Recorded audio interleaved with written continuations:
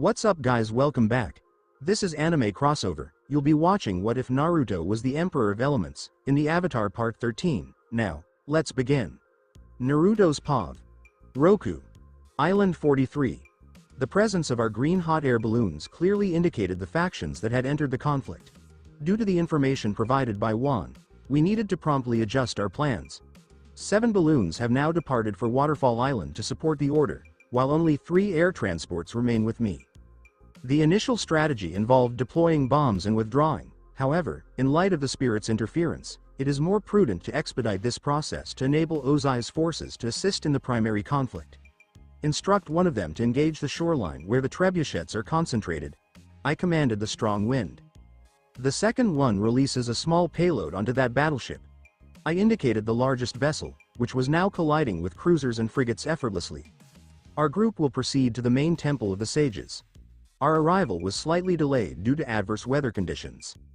In an ideal scenario, the explosives would have been deployed before the commencement of the battle. However, plans seldom unfold as anticipated. Do not alter our trajectory. I will maintain the defense. I informed the team, initiating the manipulation of pre-prepared stone plates, which served as a barrier against the arrows approaching us. Where is this range originating from? It appears that an individual aligned with Ozai has recognized our focus on their adversaries, prompting them to increase their visibility significantly. Shortly thereafter, substantial wooden crates were released from the balloons, containing a more sophisticated explosive material, the very same that previously caused a portion of Ba Sing Se's upper ring to collapse. In the following instant, the atmosphere was disrupted by a succession of intense explosions. At the center of the incident, flames continued to blaze, obstructing our view of the consequences. Even our balloons encountered unexpected challenges, necessitating a prompt adjustment to our flight plan. What did they include in that package? A surprised crew member inquired with emphasis. Multiple individuals experienced ringing in their ears, and several were in a state of shock. It soon became evident that a significant portion of the battleship's hull was critically deformed. Its sinking was merely a question of time. A substantial crater had emerged onshore, encircled by damaged trebuchets and ballistae. Only the first floor of the Temple of the Sages, a multi-tiered pagoda, remained. Return to base.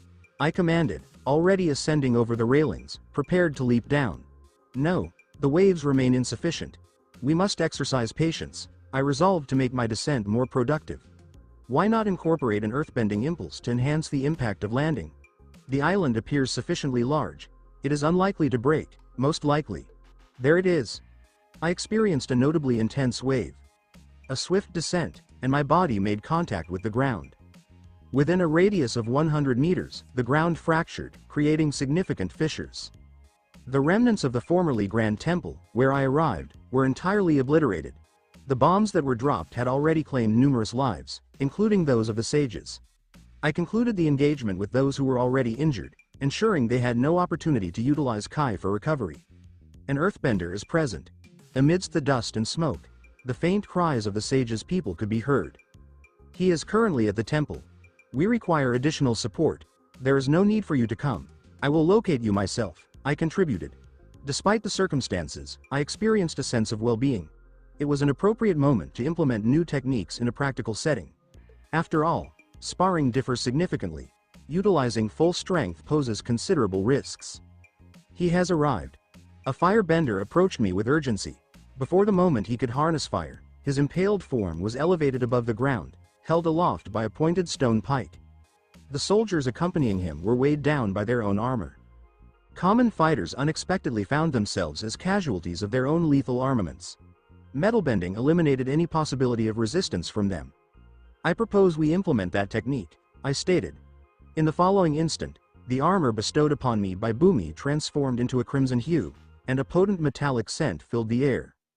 I have concluded that it would be prudent to refrain from utilizing this technique in the future, I reflected, recognizing the implications of manipulating earth particles, specifically metals within a human body. I had previously tested the technique on rats, but the outcome was less traumatic. They simply passed away quietly and peacefully. The king of Omashu, in person. At last, I have been acknowledged. What is the reason for such an intense expression? I feel as though I am responsible for your challenges. We will soon arrive at the Earth Kingdom, the sage stated with a foreboding tone. They certainly exhibit a strong sense of confidence. Should I utilize metal bending or lava? I contemplated as the sage continued his discourse. I concluded that it would be prudent to utilize both options, and thus began to engage with the sage's discourse.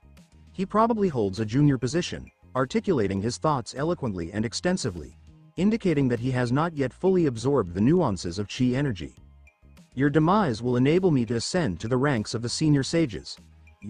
I interrupted him by splitting the ground beneath his feet, causing lava to flow forth immediately. As he focused on preserving his legs, a robust metal needle penetrated his head. He gasped, struggling as blood filled his throat. In the final moments, he directed a gaze filled with strong resentment towards me, likely hoping I would hear him out completely. I apologize, but, likely, your friends arriving here will not be as forthcoming in their communication. A minute later, the atmosphere shifted, leaving no room for levity. Ground forces rapidly began to converge on my position. The most recent confrontation with the sages occurred during Wan's visit to Piandao. Since that time, I have significantly enhanced my strength. Additionally, it has been determined that engaging in combat using earthbending techniques is significantly more manageable.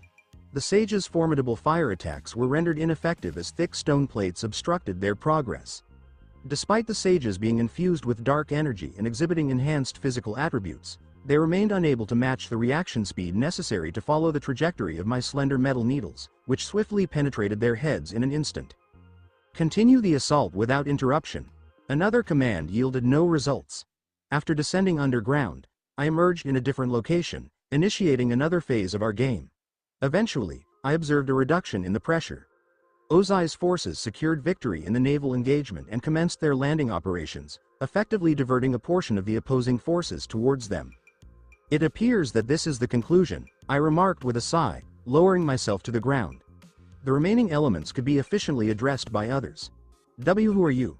A bender from the amicable side approached me.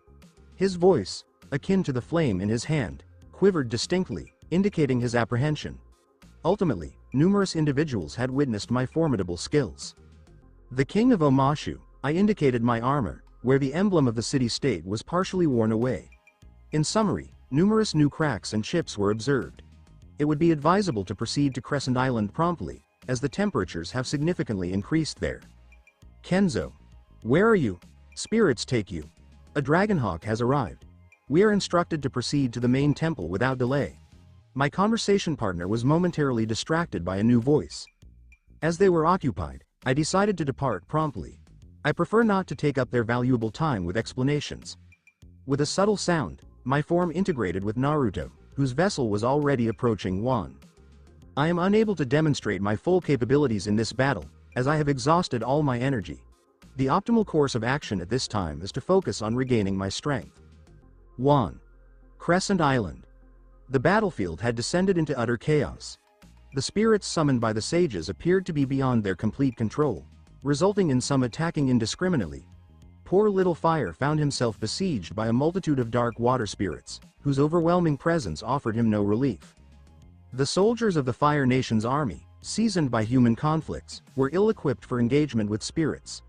The lamentations of fallen soldiers resonated persistently. Engagements occurred on maritime vessels, and in aerial domains. The erratic movements of the vibrant and varied dark spirits hindered any possibility of regrouping. This was likely precisely what the sages intended. The situation was not particularly critical. The celestial passage has long since vanished, and the number of spirits that have entered is approximately half that of our forces. However, it is evident that without additional reinforcements, our victory will be costly. Avoiding yet another fireball, I propelled myself from a ship, maintaining my altitude by emitting powerful white flames from my feet. This is neither the appropriate moment nor setting to exercise restraint.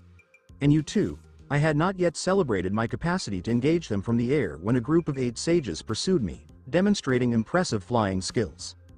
The conflict escalated once more, with the tempo appearing to increase with every minute that passed. My persona garnered significant attention. The number of my opponents increased rapidly, and before long, I found myself encircled by 20 sages, their movements creating a sphere that confined me at the center. The second most favored target was Ozai. He was facing challenges as well, yet he appeared to be handling the situation effectively up to this point.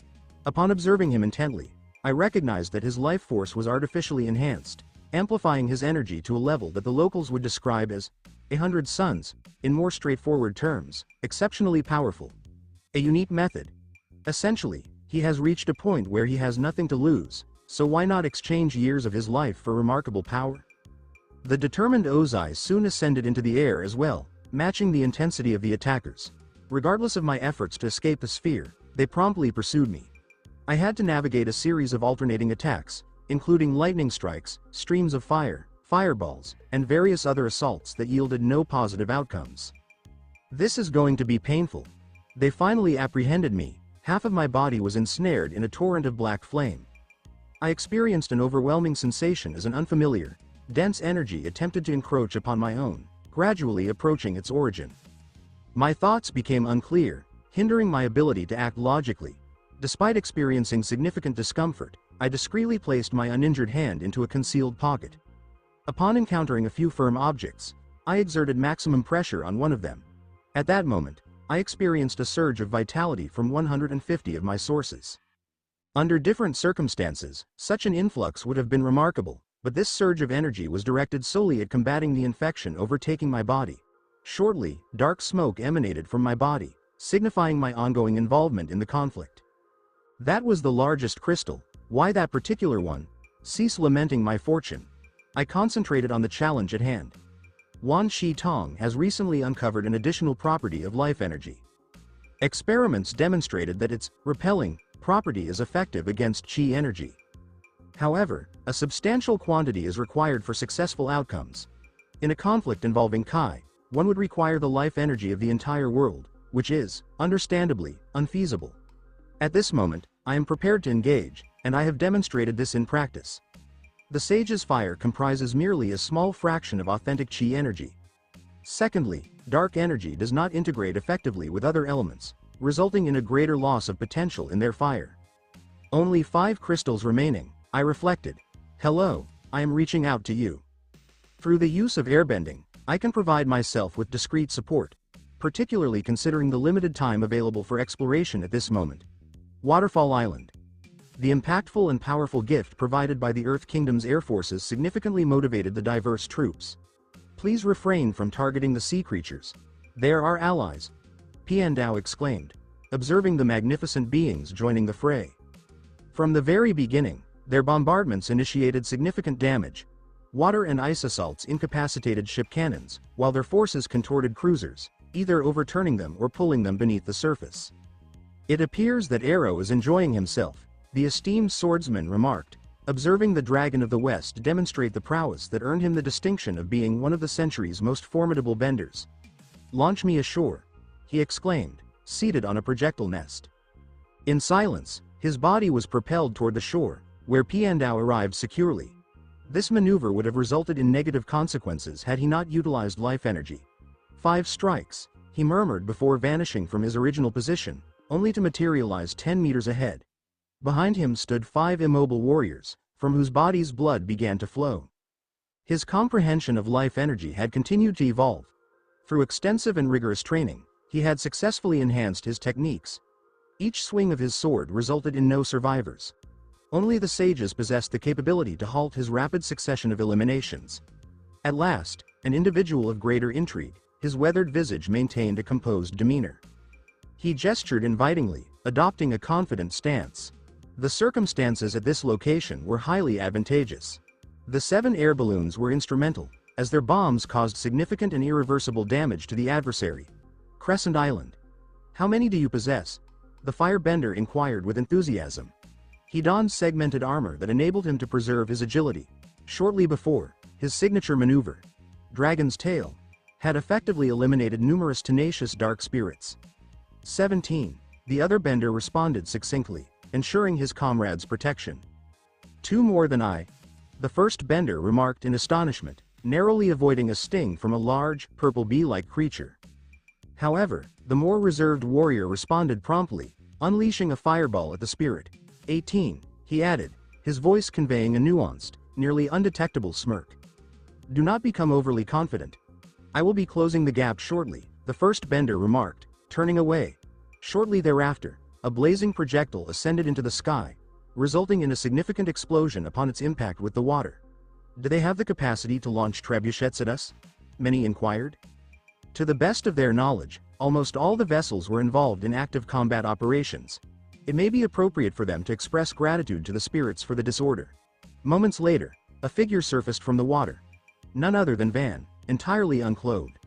Regardless of intent, all attention briefly focused on his, shall we say, attributes, which appeared to shine in the light. His movements appeared to captivate the audience. A few female warriors experienced a brief distraction, while several other firebenders found it challenging to concentrate on their techniques. Can we unsee that? A dozen warriors inquired in unison, having observed Van's immense power. In the following moment, he advanced toward the awaiting sages, whose eyes now blazed with animosity. They envisioned ultimately concluding the existence of the individual who, despite sustaining seemingly lethal injuries, continued to emerge unscathed. What is the source of his Kai? Is he truly a dragon in human form?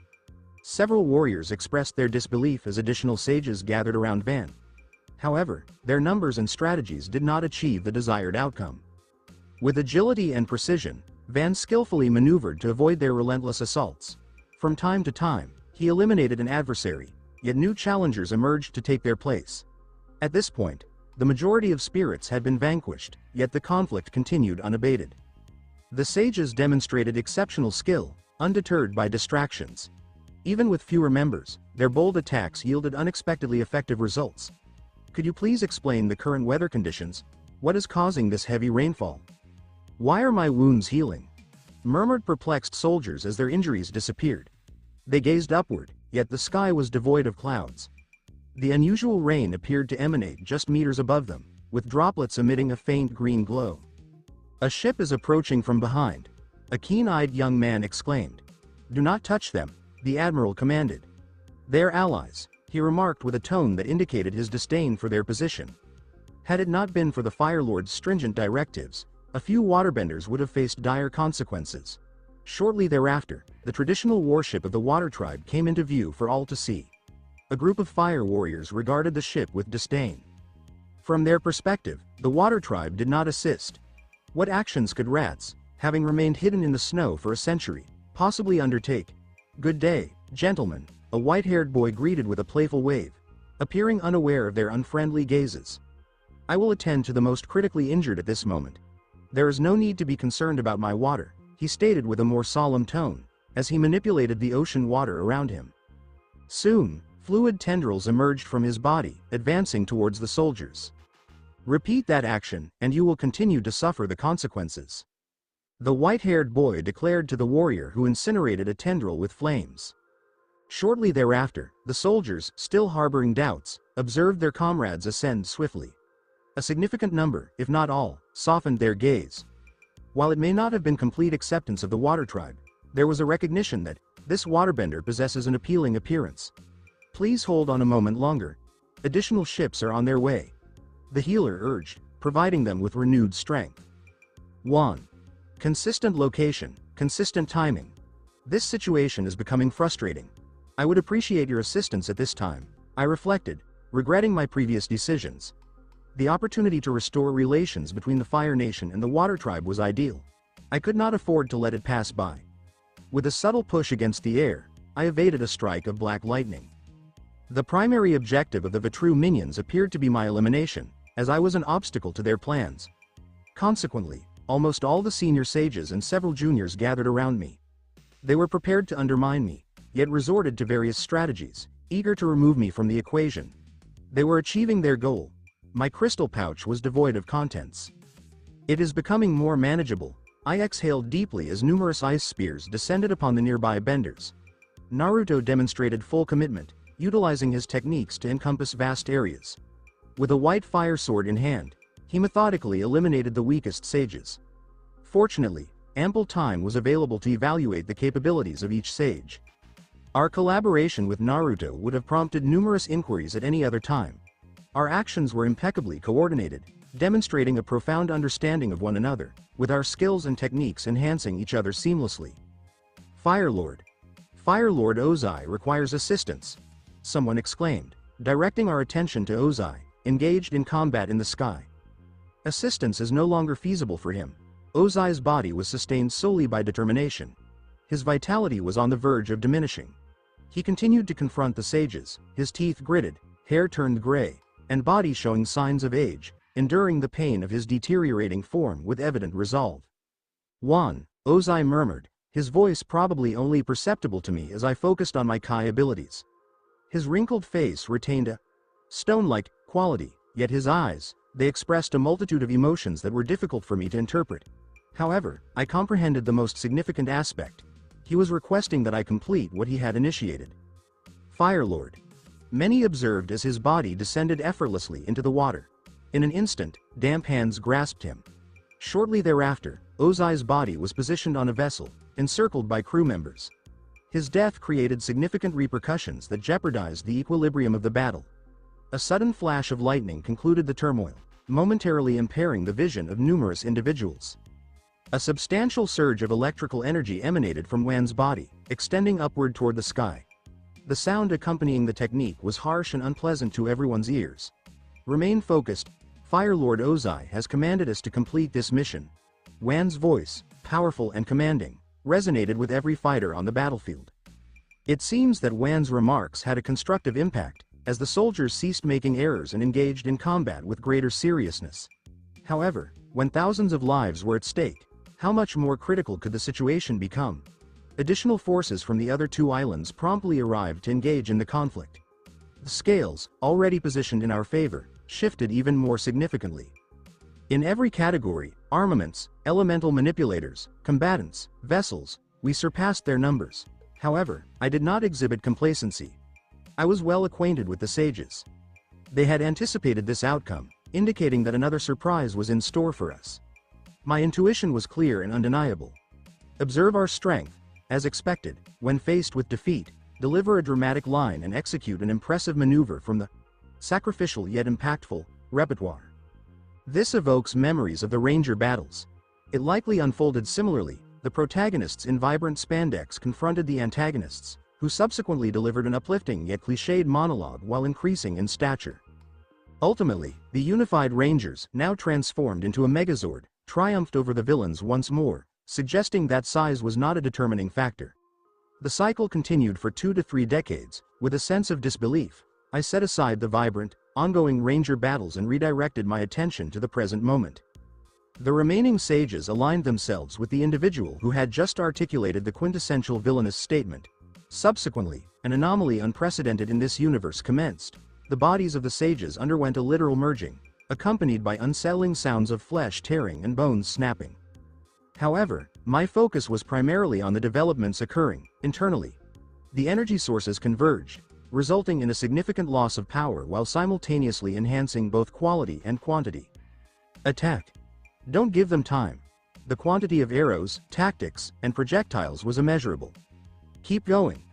I yelled again, feeling the stitched-together creature gain strength. The remaining warriors and sages formed a living wall to prevent our strikes. Buy me 4 minutes. I told Naruto, or rather, myself. Essentially, I just thought. Days ago, in a virtual chamber, Yo battled a lightning spirit capable of stacking the same method, magnifying it 100 or even 1,000 times. I couldn't ignore it. So I tried to replicate it the same day. I made progress, but one obstacle remained. Time. Developing such a technique took 3 to 10 minutes, depending on its power. Who in their right mind would give me that much time when a single second may mean everything? I created a lightning spear in my hand and instantly began laying a second spear on top. Then a third. I would keep amplifying the method until it was powerful enough to defeat an ancient-level spirit, which the sage monster was approaching. Around the 8th spear, a chorus of hate resonated. The gigantic body, radiating immense pressure and made up of innumerable hands, legs, eyes, and heads, was prepared to act. Golden water ribbons charged with positive energy flew towards it. Thick green ropes, water rich with vital energy followed. Both would give me the time I required. Don't get close to it, Naruto exclaimed too late, as he watched an armored soldier's body be swallowed by multiple gigantic, stitched-up jaws. The creature became stronger. You can't defeat it. You'll only make it stronger. Naruto clutched a little green gem and a salty drop landed on it. With a couple more in reserve, he released his entire life energy into the water, keeping nothing back. Kill, kill, kill. The numerous mouths yelled. But for the time being, it was simply empty noise. The monster's body was securely bound. But, for how long? Despite their inability to assist, many pledged to improve their training. A minute later, the monster ripped through the first golden ribbon. Then the second. Finally, the third. Even my ass is sweating, Naruto thought, attempting to motivate himself to keep the golden ribbons working. I think I'm reaching my limit. My hands held a 13-meter-long spear that grew heavier by the second. Ready, I strained every channel and muscle before hurling the enormous spear squarely at the monster's core. The blow appeared to break the heavens themselves, and the air vibrated with the sage's agonizing shouts. The monster's body began releasing a foul odor that spread for kilometers. It's dead, I verified, feeling the energy source slip away. We'll meet again soon, a phantom voice said. Suddenly, a black-red energy sphere sprang from the monster's body. Before I could react, it disappeared in a certain direction. That's toward the Northern Water Tribe, I reasoned bitterly. Although the aim was unlikely to be the North Pole, I needed to be extra cautious. Victory! We won, the warriors said, having seen too many fresh and seemingly impossible things that day. Benshi Tong said Vatru's energy cluster would need time to recover its losses. I remembered, future difficulties. Soon, it'll be my favorite time, paperwork time. Leaving everything to Azula didn't sit well with me, so I'd try again. The North Pole. A dark orb of energy with weird red markings on its surface traveled effortlessly for thousands of kilometers. Birds in its route diverted quickly, instinctively fleeing the deadly object. As a small portion of true Vatu energy reached the Water Tribe's land, the spirits Tui and La in the Spirit Oasis were concerned. Their powers were insufficient to detect higher-order energy, yet something still made them uncomfortable. Their peaceful existence among humans no longer seemed safe. However, the lethargy characteristic of ancient spirits stopped them from responding promptly. The dark energy cluster was hidden beneath the city, snuggled among centuries-old ice. It began to regain strength, sucking force from the unpleasant feelings of the capital's residents. Every minor disagreement, dispute, or betrayal became its sustenance. Despite being simply a part of the actual spirit of darkness and chaos, it retained sufficient wisdom and experience to learn from its mistakes. Its prior dependence on spiritual authority and nobility had backfired, and the islands would now be extra cautious. It proceeded to evaluate as it listened to conversations and observed local life. After weeks, a plan began to form. The council and chief focused too much on the waterbenders. It's not fair. We didn't choose who we were born as, a little boy exclaimed passionately. On paper, the policies were fair. Benders faced more restrictions than non-benders. But life rarely goes as planned. Son, don't provoke the benders. Their words will always be stronger, his father advised severely. In Naruto's defense, he sincerely wanted to end the benders' centuries-long hegemony. Many difficulties, however, were never brought to his attention because ordinary people were afraid of offending those who could converse with spirits or manipulate the weather with the wave of their hand. Many people had become accustomed to swallowing their frustrations. After gathering sufficient mass, the black-red sphere began the first step of its plan. Smaller energy particles, roughly the size of tiny eggs, began to separate from its body. When their number reached a few dozen and the main body had shrunk in size, it came to an end. The larger body returned to its original state, while the smaller particles pursued their targets. The sweetly sleeping people of the northernmost city continued to dream, unconscious of the peril that awaited them. One particle found its target, an ambitious, non-bending teenager working to equalize women's rights in her community. The Vatu energy invaded her body and lay dormant.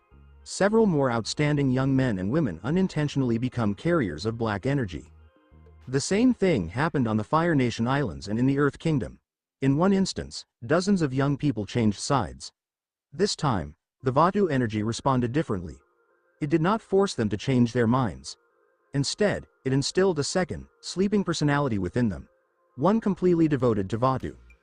Individuals would be unaware of their actions. It was as if they wore special spectacles that distorted their world.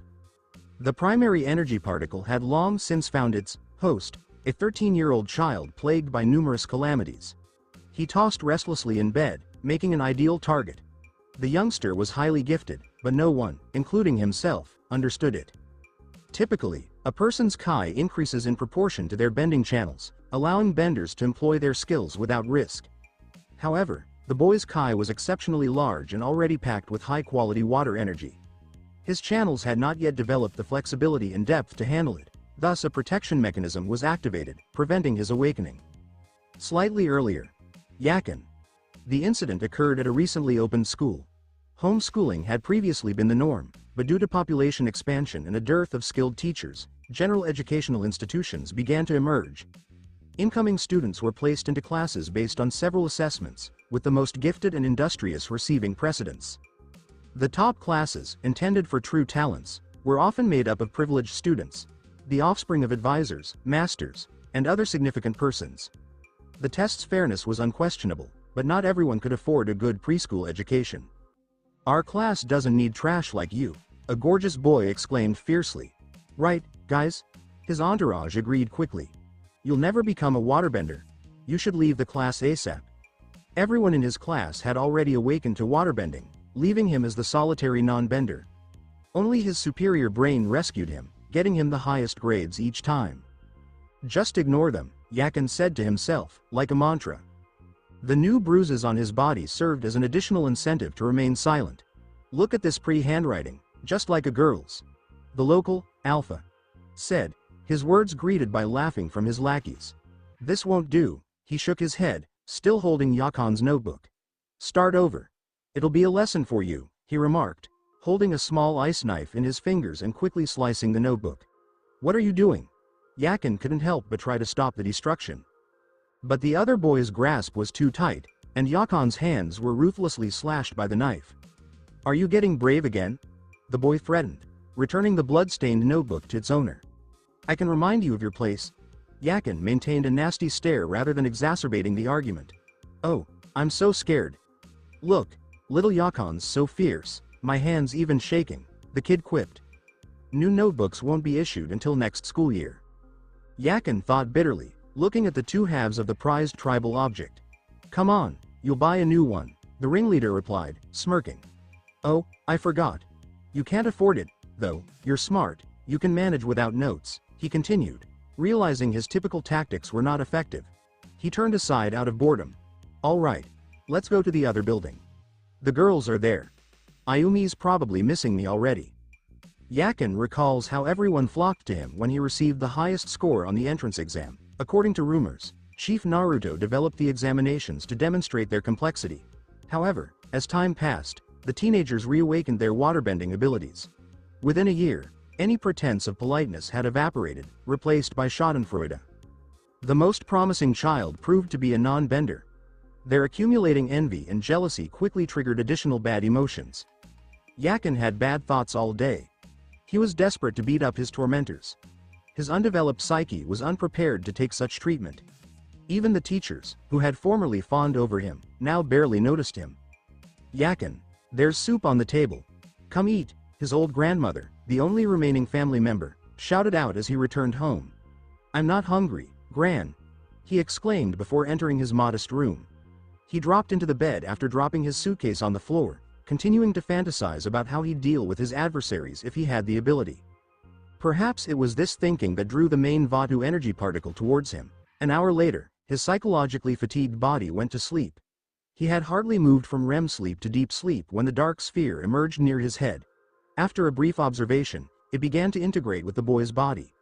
If one looked deeper, they might see the thin Kai channels surrounding his body becoming thicker by the second. The awakened Kai began to send a surge of energy through him. The Vatu particle did not discredit itself. The boy's abilities were sufficient to carry out its goals. Furthermore, it was not worth risking exposure with the moon and ocean spirits around. The next morning, Yakin awoke feeling completely rejuvenated. Even the bruises, which should have lasted a few days without treatment, had magically vanished. Every morning, he meditated before water, and today was no different. But now, for some reason, he was assured of his triumph.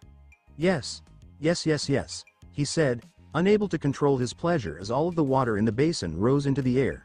He kept manipulating it, still unable to believe it. Unnoticed, his cheerful smile turned malevolent. "Now I'll show you all." He clenched his hands, remembering every detail of his humiliation. Don't act openly. Seek indirect opportunities. A sudden notion struck him, gaining precedence. Right, revenge must be perfect, he agreed with himself, but was it truly him? Today, Yakin was fully exposed to the hypocrisy of this corrupt world. As soon as he exhibited half of his genuine ability, the teachers and many of the students' attitudes improved drastically. During a rudimentary waterbending session, he couldn't help but disturb his tormentor's skills. Logical notions did not enter his mind, rather, information unknown to many masters appeared. Time passed, and his secret training propelled him to new heights, but his character also changed dramatically. On the surface, he appeared to be a conscientious and humble youngster, with an attitude that inspired trust. However, there was no more room for light in his soul or thoughts. This is accomplished without the direct effect of Vatu energy, but rather by introducing appropriate thoughts at the proper time. Blood is a liquid, so it can also be manipulated. The strangeness of some thoughts, which had worried him at first, had faded. I think I know what to do. The following month, he lingered near vagrants. Not that the tribe didn't support them. They had shelter and food, but they chose self-destruction. My hand twitched. Yakin exclaimed, delighted to see a man lying in his own vomit move his right limb. He gradually increased the complexity of his tasks. With his great understanding, he understood that the heart pumped blood, and the final test subject was the first person Yakin killed. He's a parasite on a healthy society. I did the right thing. The remorse he was feeling was quickly removed by a fresh concept. This appeared to be the final moment of Yakin's descent into darkness. Yakin, are you coming with us today? We're gathering at my older brother's house. Girls are invited too. A person who'd shredded his notebook just months before patted him on the shoulder. And this was the grandson of an elder? They're all there only because of their outstanding bending abilities? Sorry, I can't make it today, Yakin said, shaking his head and smiling genuinely as if greeting his best friend. Have fun while you can, he said to himself. He'd recently started training in the healing huts, where he learned a variety of techniques to kill using blood manipulation. Next month, a school trip to a community outside the walls was scheduled. Enhanced security was expected, but a skilled healer was unlikely to accompany them. After all, only wild animals posed a hazard, which the teachers could manage. Counting the days, Yakin made subtle alterations to the body of the person he despised the most. He sorely wanted to settle scores with all of his tormentors, but killing that many people would not go unnoticed by the authorities, who had a high possibility of tracking it down to him. So this time, he focused on one person, but he never forgot who had opposed him. The day of the journey. 1, 2, 3. A tiny movement of Yakin's wrist caused many blood clots in the heart and veins of the person which went ahead to dislodge. He thought, I'll try to shed a tear at your funeral, with wicked enjoyment. I'm a healer. Let me try to help, he insisted, feigning worry. Surrounding his hands with healing water, he began evaluating his friend, who had recently fallen from a polar bear dog. Something's wrong with the heart, he informed the others. I just started learning healing, and I can't do anything but diagnose. He lowered his hands and bent his head, displaying helplessness. And I needed to make sure he's dead. Don't blame yourself, Yakin. Yeah, you did great, the others reassured him. Children, we're returning to the city, the stern teacher exclaimed, staring at his student's already chilly body. 1. The Fire Lord's palace meeting room. Within 15 minutes, what had started as a peaceful post-war gathering had devolved into complete chaos. Loud voices, shouting, and even a few colorful curses, I believe I heard. The contrast with pre-war gatherings was startling, simply because fresh faces had taken certain seats. Despite my best attempts to avoid casualties, many high-ranking officials were killed. At Fire Lord Azula's urging, their positions were filled by fresh geniuses with less strict minds. What is the source of the dispute? The Earth Kingdom's airbenders. Everyone in attendance was deeply impressed by the aerial strikes they performed. Imaginations raced wild, creating terrible pictures of the Fire Nation's islands engulfed in flames and smashed by earth and air. Given their years-long conflict with the Earth Kingdom's armies, doubts were few. Kid, you still have milk on your lips. One of the oldest assembly members exclaimed, nearly frothing at the mouth. With such power, they'll launch a full-scale invasion. If I were in the Earth Kingdom's leadership, I'd do the same. First, our colonies will crumble, then our homeland. We must strike first while we still can. He slashed the air with his palm, illustrating the necessary move. With all due respect, General, the leader of the youth faction spoke quietly, tensions strained but tone measured.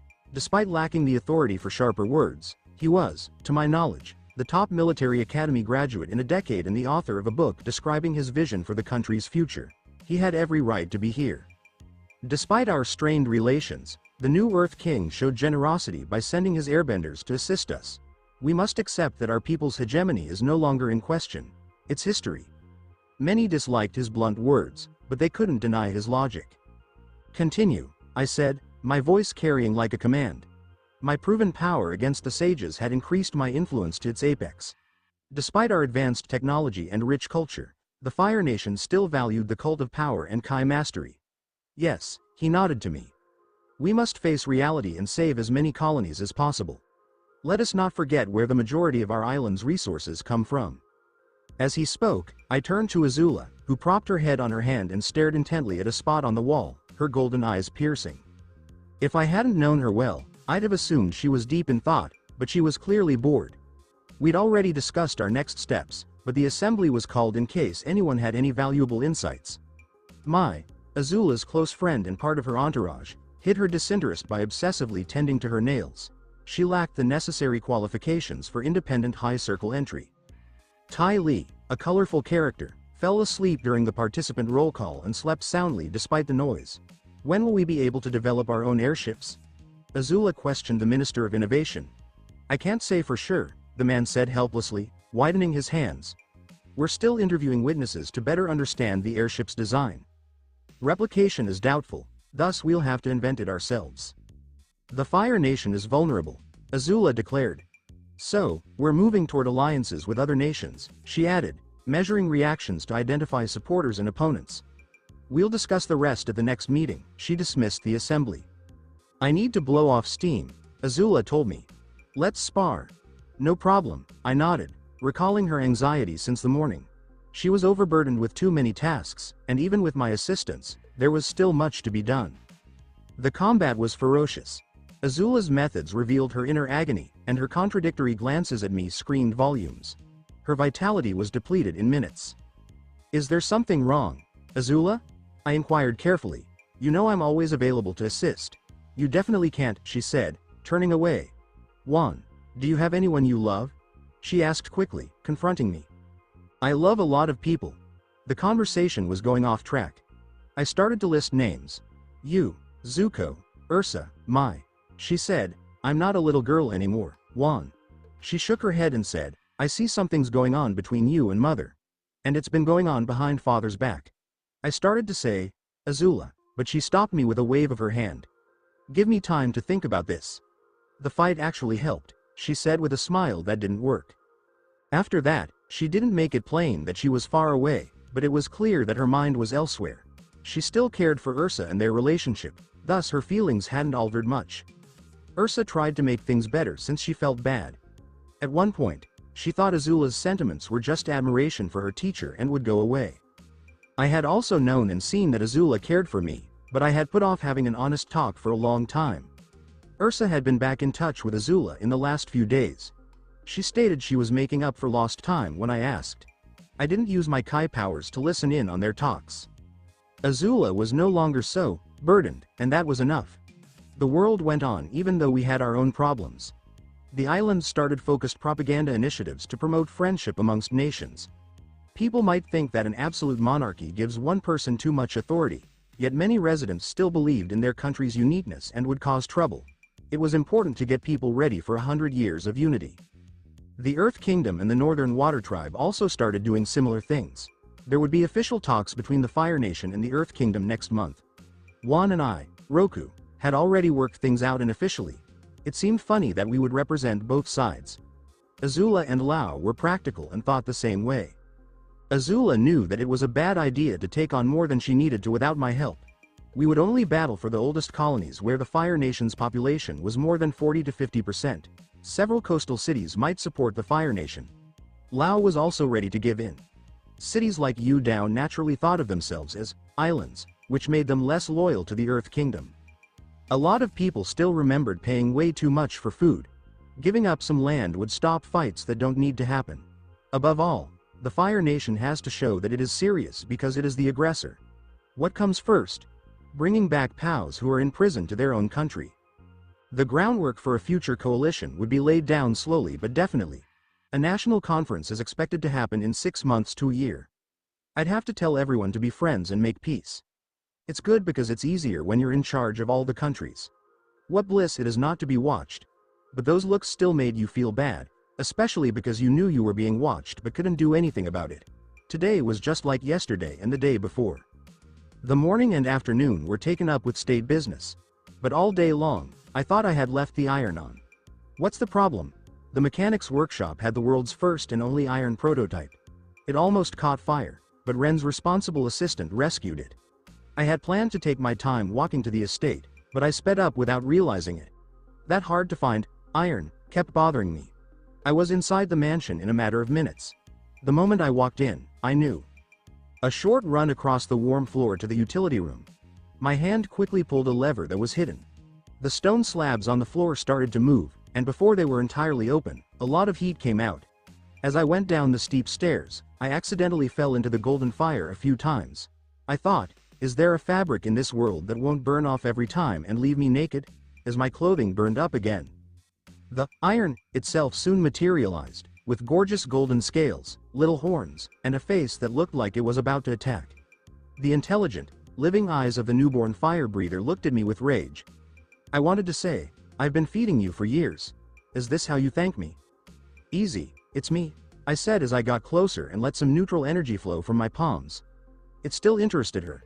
This time I was ready. I had read about gold dragons, which proved it was a female. When she panicked in the little space, she set everything on fire, as the melted walls showed. What is the right word? Dragoness. She is a dragon? A female dragon? Is there even a feminine variant of dragon? Dragoness is fine. It's not too bad. The dragoness, who was as big as a big cat, clambered upon my shoulders, wrapped her tail around my neck, and fell asleep after feeding.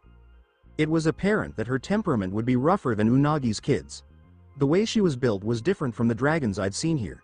She looked more like Western dragons. I tested her Kai reserves several times while gently touching her small body. Peak mid-level at birth. It's not surprising that they were called the royal dragon lineage. It was evident that her golden fire was stronger than usual. I think there will be more surprises as she gets older. Now I can be called the father of dragons. There are 4 of them, one more than Daenerys. And it sounds a lot better than Dragon of the West. There were dragons of the south, east, and north, but never fathers. The golden dragoness, or the sun dragon. It had only been a few days since she was born, yet she was already as big as a normal dog.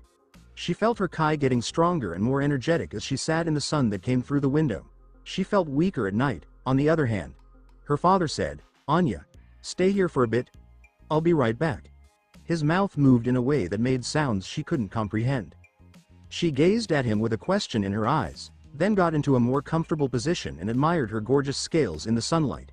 She sometimes asked herself, why is my father naked?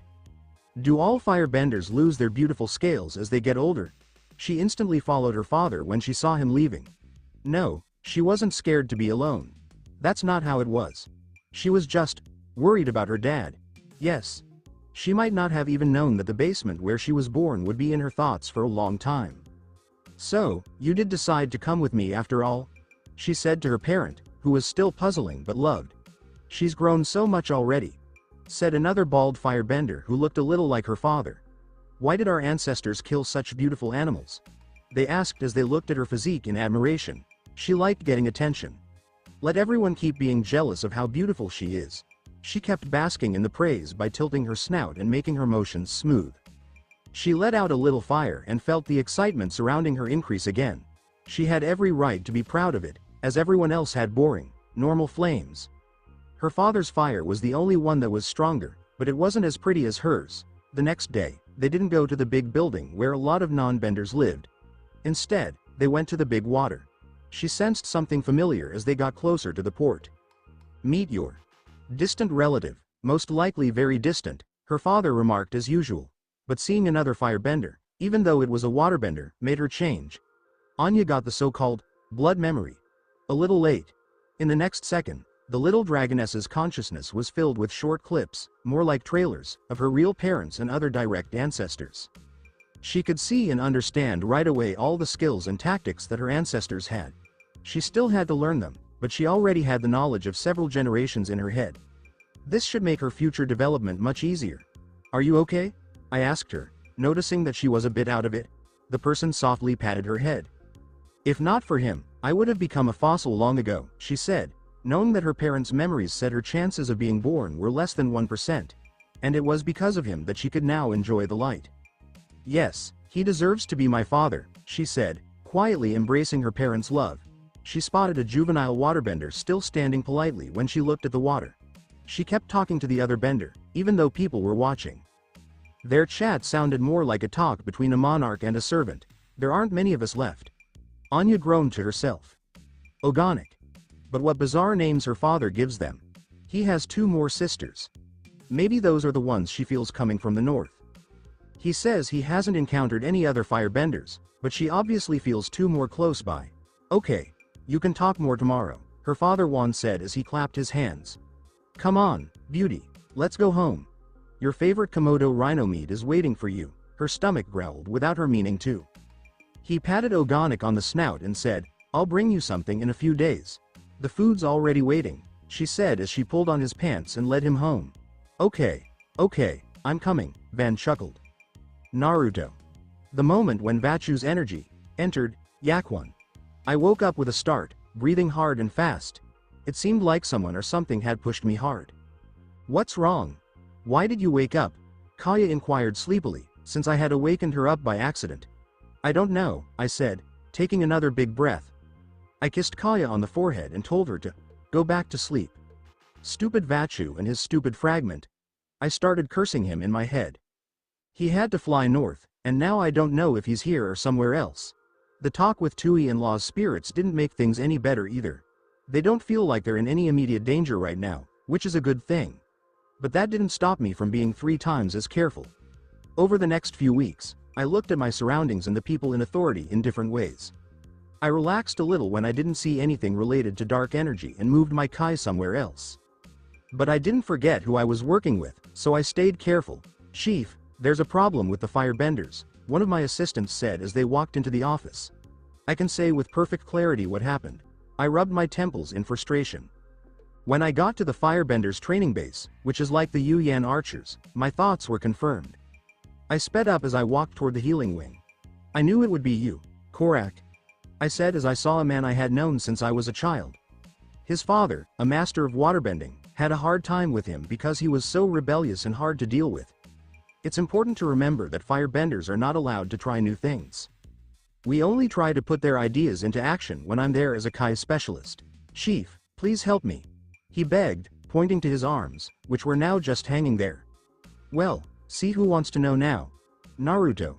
Was the only thing he spoke before. I promise I'll never break the rules again. Let me see, I said as I walked up to him and put Kai in his hands. Good, nothing bad has happened. He had only pushed the channels in his arms too far, and everything should be back to normal in a week. But the lesson needs to be repeated. I looked at him seriously and said, Korak. I don't know if I can heal your hands. Come to the healing huts tomorrow. I'll ask Mistress Yugoda to look at you too. Don't use Kai under any circumstances. I told him firmly. Maybe there's still a chance, but we need more time to figure it out.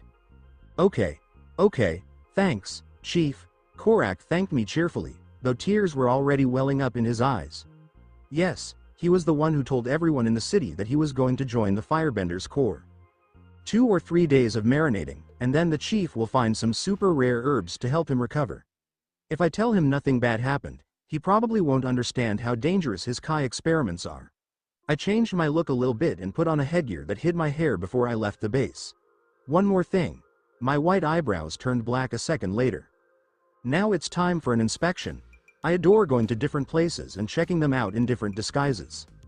Today, the distinction went to the underground greenhouses, which are now feeding the whole tribe. As I got closer to the elevator, the guards' bodies got tight right away. People in the city know that if they see someone they don't know, it's probably an inspector from the chief. Good day, gentlemen, I said with a smile as I took out my signed pass. I am an inspector from our great and peerless chief Naruto. I didn't hold back from praising myself. I don't think anyone likes inspectors, because they are quite picky and always talk about how great the chief is in every word or sentence. The plants grown here are better at withstanding cold, but they don't protect against viruses very well since they get sick too easily. They believe that there is always a balance. If you gain something in one area, you lose it in another. So, taking care of yourself is quite important here. All employees who are doing their shifts must get disinfected and see a healer. I went home after having fun at other people's expense. I had already changed my appearance back to how it was before, and I was walking toward the palace when something caught my eye. Did you see anything strange about the death? I inquired as I walked quickly to the healing huts. There was the body of a student who had died on a training trip outside the city. I told my close friends to let me know about any deaths, crimes, or other occurrences that smelled bad. Everything looks normal. Blood clots broke free. But any problems or illnesses are noted and treated when a child starts school. Of course, they could have formed over a few years, but that's quite unlikely. I personally looked at the body in the morgue. There was nothing wrong, yet the situation made me wonder a lot. I asked the guard who had been with the students, "Is there anything else to add?" His classmate, whose name I think is Yakwon, tried to help him, but he was just starting to learn waterbending and couldn't do anything. Yakwon? My mind immediately went back to Avatar Korra's travels. Was this the same Yakwon who would eventually become a crime lord, a deadly criminal, and someone who scared everyone in Republic City? I wasn't going to criticize someone just because of their name, but I had every right to do something to make myself feel better. I decided to check out this Yakwon after getting all the information I needed. I said to myself, a very talented boy, as I looked at the teenager whose face looked like the adult Yakwon from the show. I could still see that in a few years we will have a new powerful boss. Seems like everything's fine with him. Maybe I've changed his fate by what I've done, and now he won't walk down the wrong path. Keep me up to date on what Yakwon is doing, I instructed my helpers again. I don't trust initial impressions, and my life experience backs that up. I only got home late at night. I made myself listen to what the teachers stated about Yakwon. An extremely hardworking and smart child. There were certain things that the teachers didn't say, but I don't think they were anything serious, so I didn't look into it any further. That day, something else important happened that pushed other things out of my head. I want to feel our child too, I said as I gently patted Kaya's flat belly. Even at this early stage, I could feel some amazing things happening. Kaya remarked with a smile, I've already started thinking of names, as she gently stroked my hair. I held the prospective mother in my arms and said, you can take time off work while you're pregnant. Did you tell everyone else? Kaya nodded and said, She laughed and continued, I think your mom has already started making clothes. For a few more days, the romantic and loving mood stayed strong, and I was completely focused on taking care of Kaya. There were still intimate moments, but they weren't as intense as they used to be. Instead, they were more sensual. I suspect Kaya's back door is going to have some fun times in the next few months.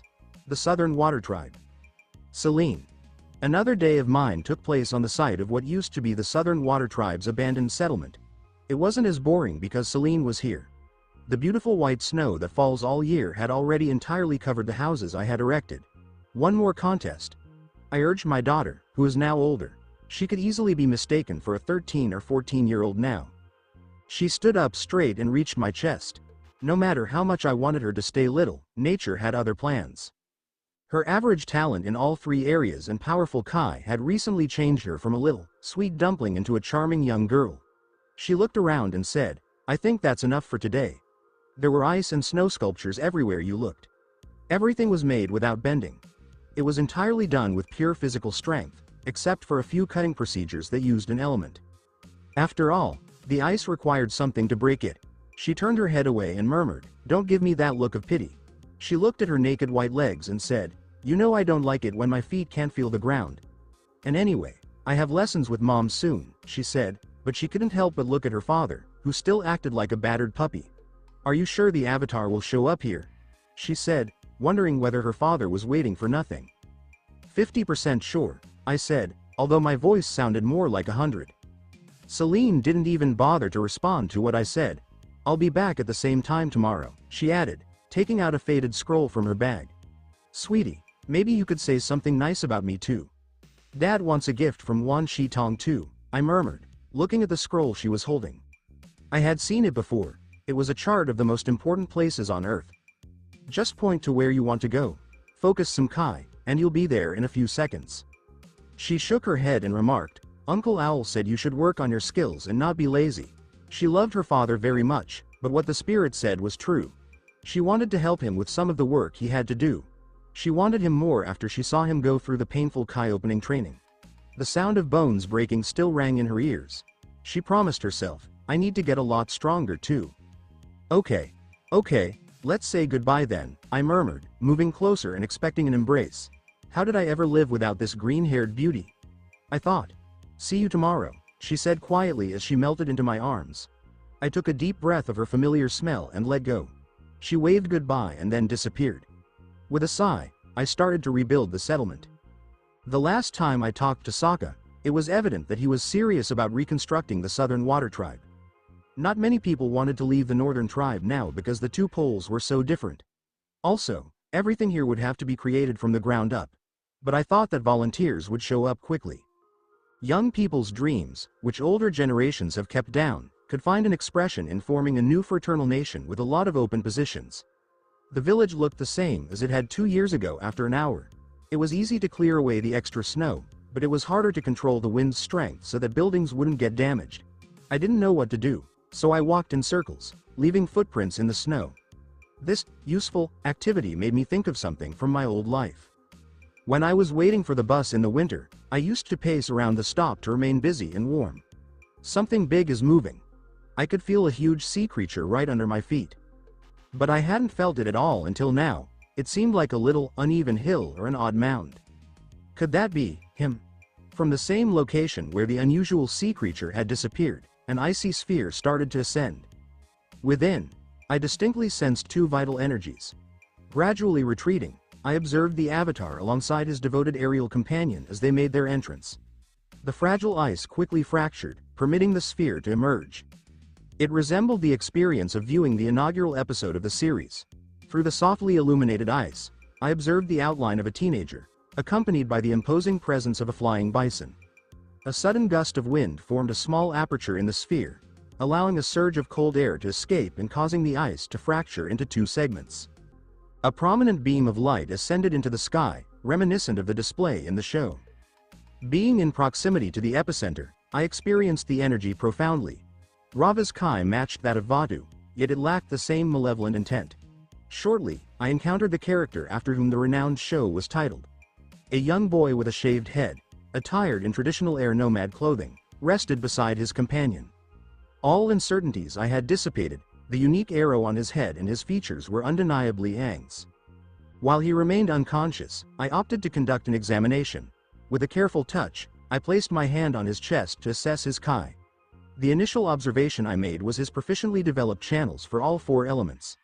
The airbending channels exhibited the highest level of refinement, while the other channels demonstrated a commendable level of competence as well. Upon further investigation, I accessed the sources. The air source was operational, effectively circulating Kai throughout Aang's body. The others were in a state of transition, not asleep, but poised to activate once Aang engaged in a serious study of an element. This outcome was anticipated. I found no evidence of Rava's Kai or anything comparable. The essence of the Great Spirit appeared to transcend the confines of my capabilities.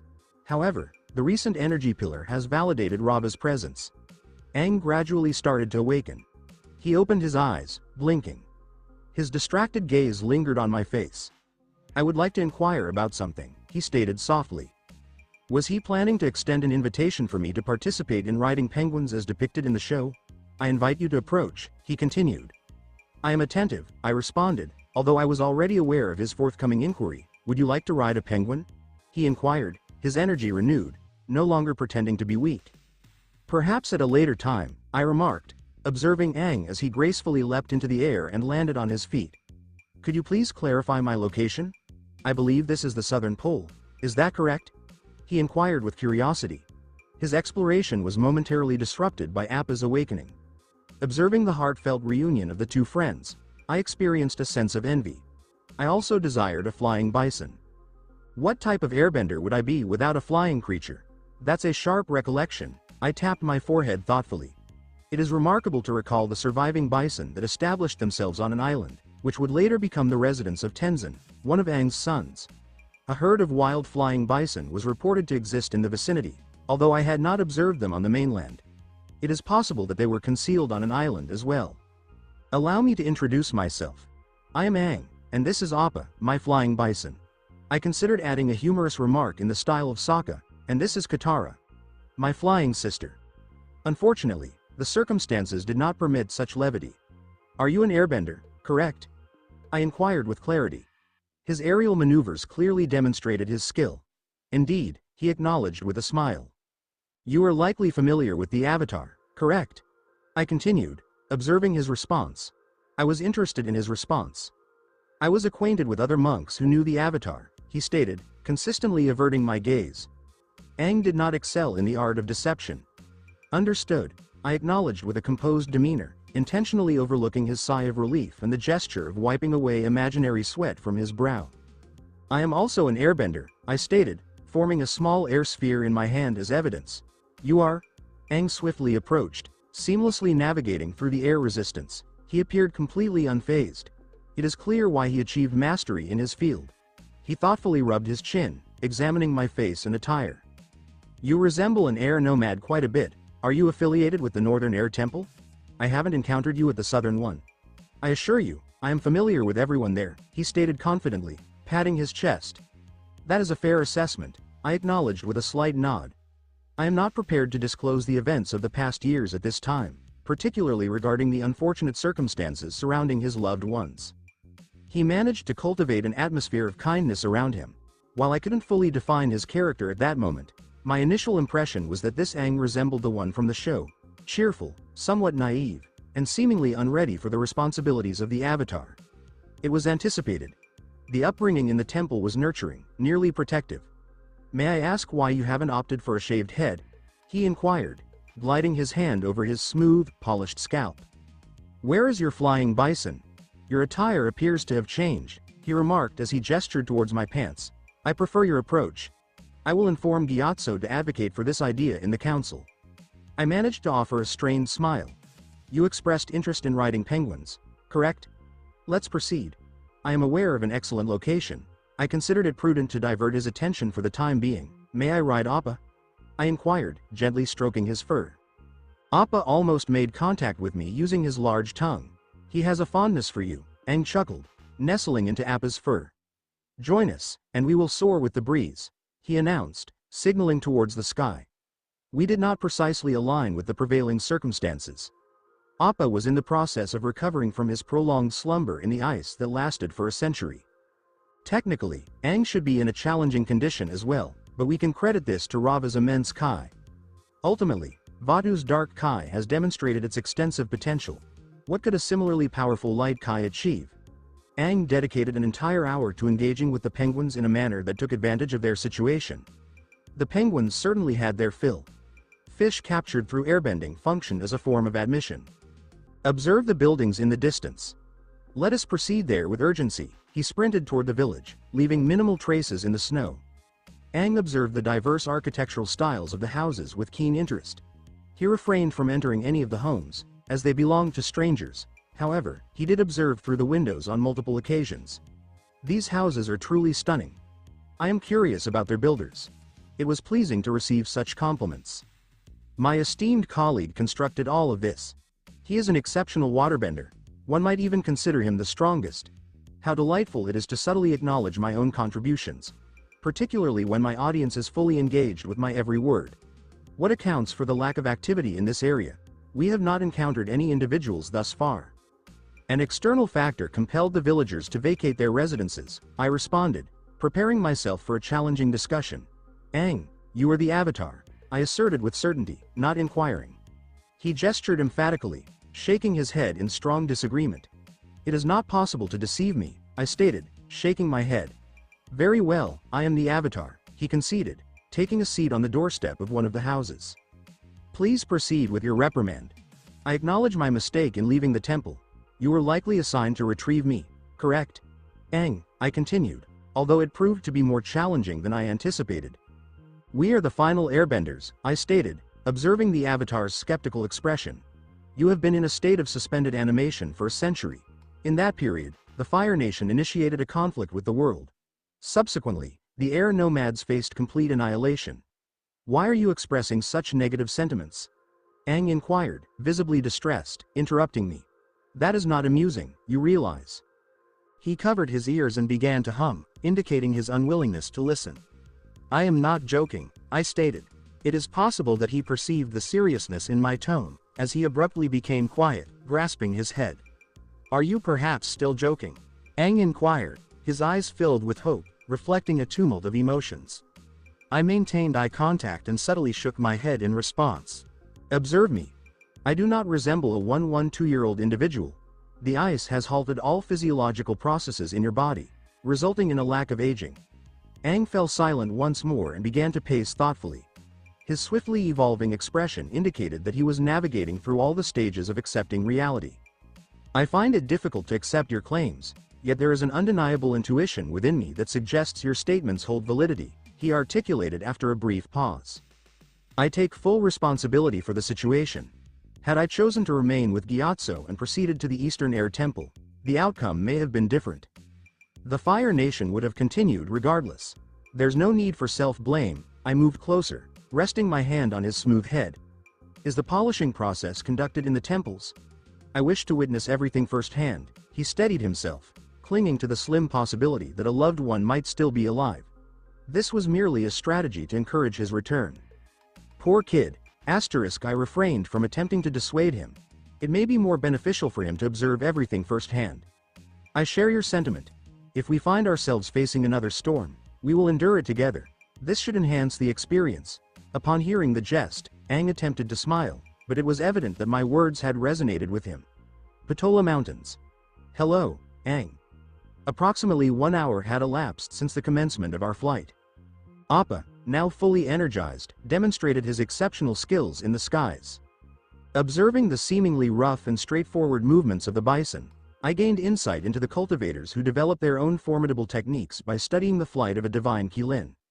I inadvertently overlooked the somber Aang, who was merely gazing into the distance. "Aang," I addressed him. "Why not assist your friend in gaining some momentum?" It appeared I had captured his attention, as one of his prominent ears twitched with curiosity.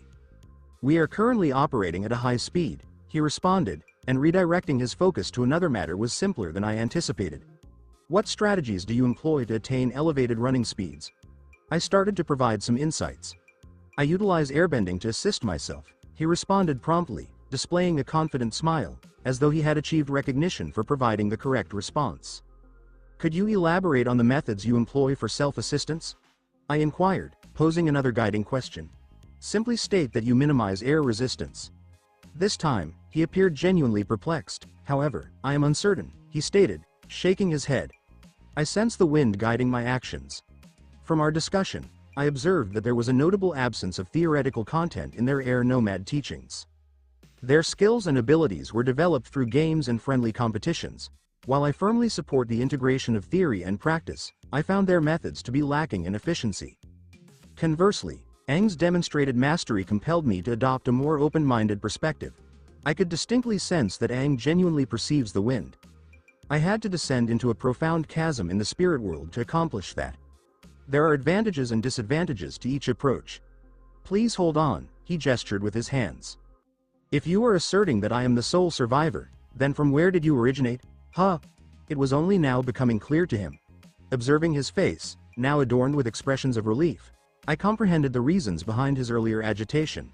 He had probably attached significance to my presence as evidence of the existence of additional airbenders. "I have not encountered any other airbending masters," I reiterated. "I am self-taught. Perhaps one of my ancestors possessed the qualities of an air nomad, and I have been fortunate enough to unlock that ability," I stated, uncertain of Aang's degree of interest. "In an ideal scenario, I would not be subject to threats. However, I believe it is prudent to exercise caution." "Then, what were you doing at the South Pole?" he inquired with a hint of skepticism. I found this question quite challenging.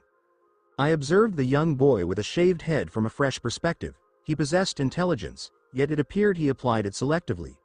Engaging in fishing and riding penguins, one might say I was enjoying a period of relaxation.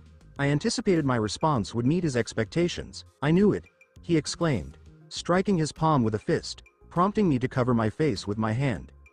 "It is now clear to me why Bumi and Aang shared such a strong friendship. They possess remarkably similar qualities."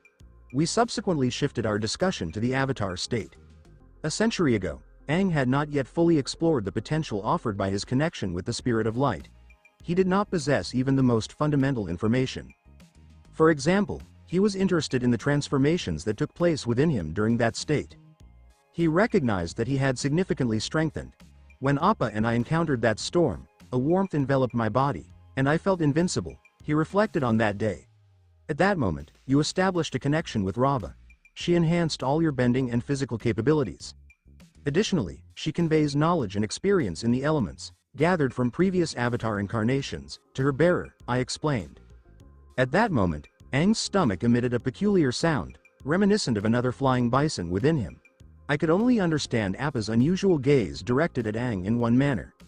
Indeed, since his emergence from the ice, he had not consumed any food. I retrieved some snacks from my bag and shared them with him, while continuing to provide insights to the young avatar. In critical situations, the avatar state engages automatically. It also occurs during profound emotional experiences. I had reviewed numerous manuscripts by previous avatars throughout my time. The essential aspect is that this state can be managed. To achieve that, one must have a comprehensive understanding of all four elements or endeavor to activate the 7 chakras along the spiritual journey. I also hope that Guru Pathik is still thriving, as he possesses greater knowledge than I regarding the navigation of that path.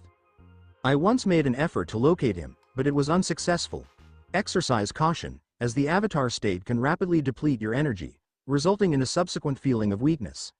I did not comprehend the information, he responded, offering an awkward smile while scratching his bald, tattooed head.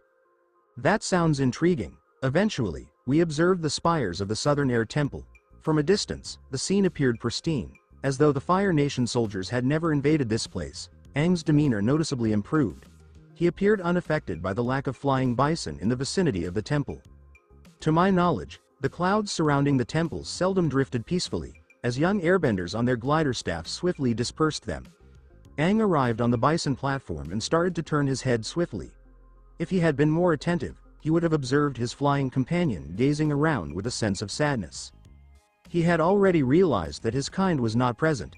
"Hello, is anyone present? It is I, Aang." He cupped his hands around his mouth and called out. "We find ourselves in solitude here, Aang," I remarked gently, resting a hand on his shoulder. "Oh, look, there's the airball court." He disregarded my comments, yet I could sense his shoulders tense. "I was the reigning champion at one point, Aang. I urge you to prepare yourself to accept the truth. Maintain your composure," I reminded him, not for the first time, but I would continue to reiterate it. If Van Shitong's assertions hold, and I am inclined to accept them, then each instance of Aang entering the avatar state depletes Rava's limited energy further. Certainly, this requires verification in the presence of the spirit of knowledge. However, in most instances, he is correct. "I am perplexed as to why everything appears so pristine," he remarked softly. "I take full responsibility.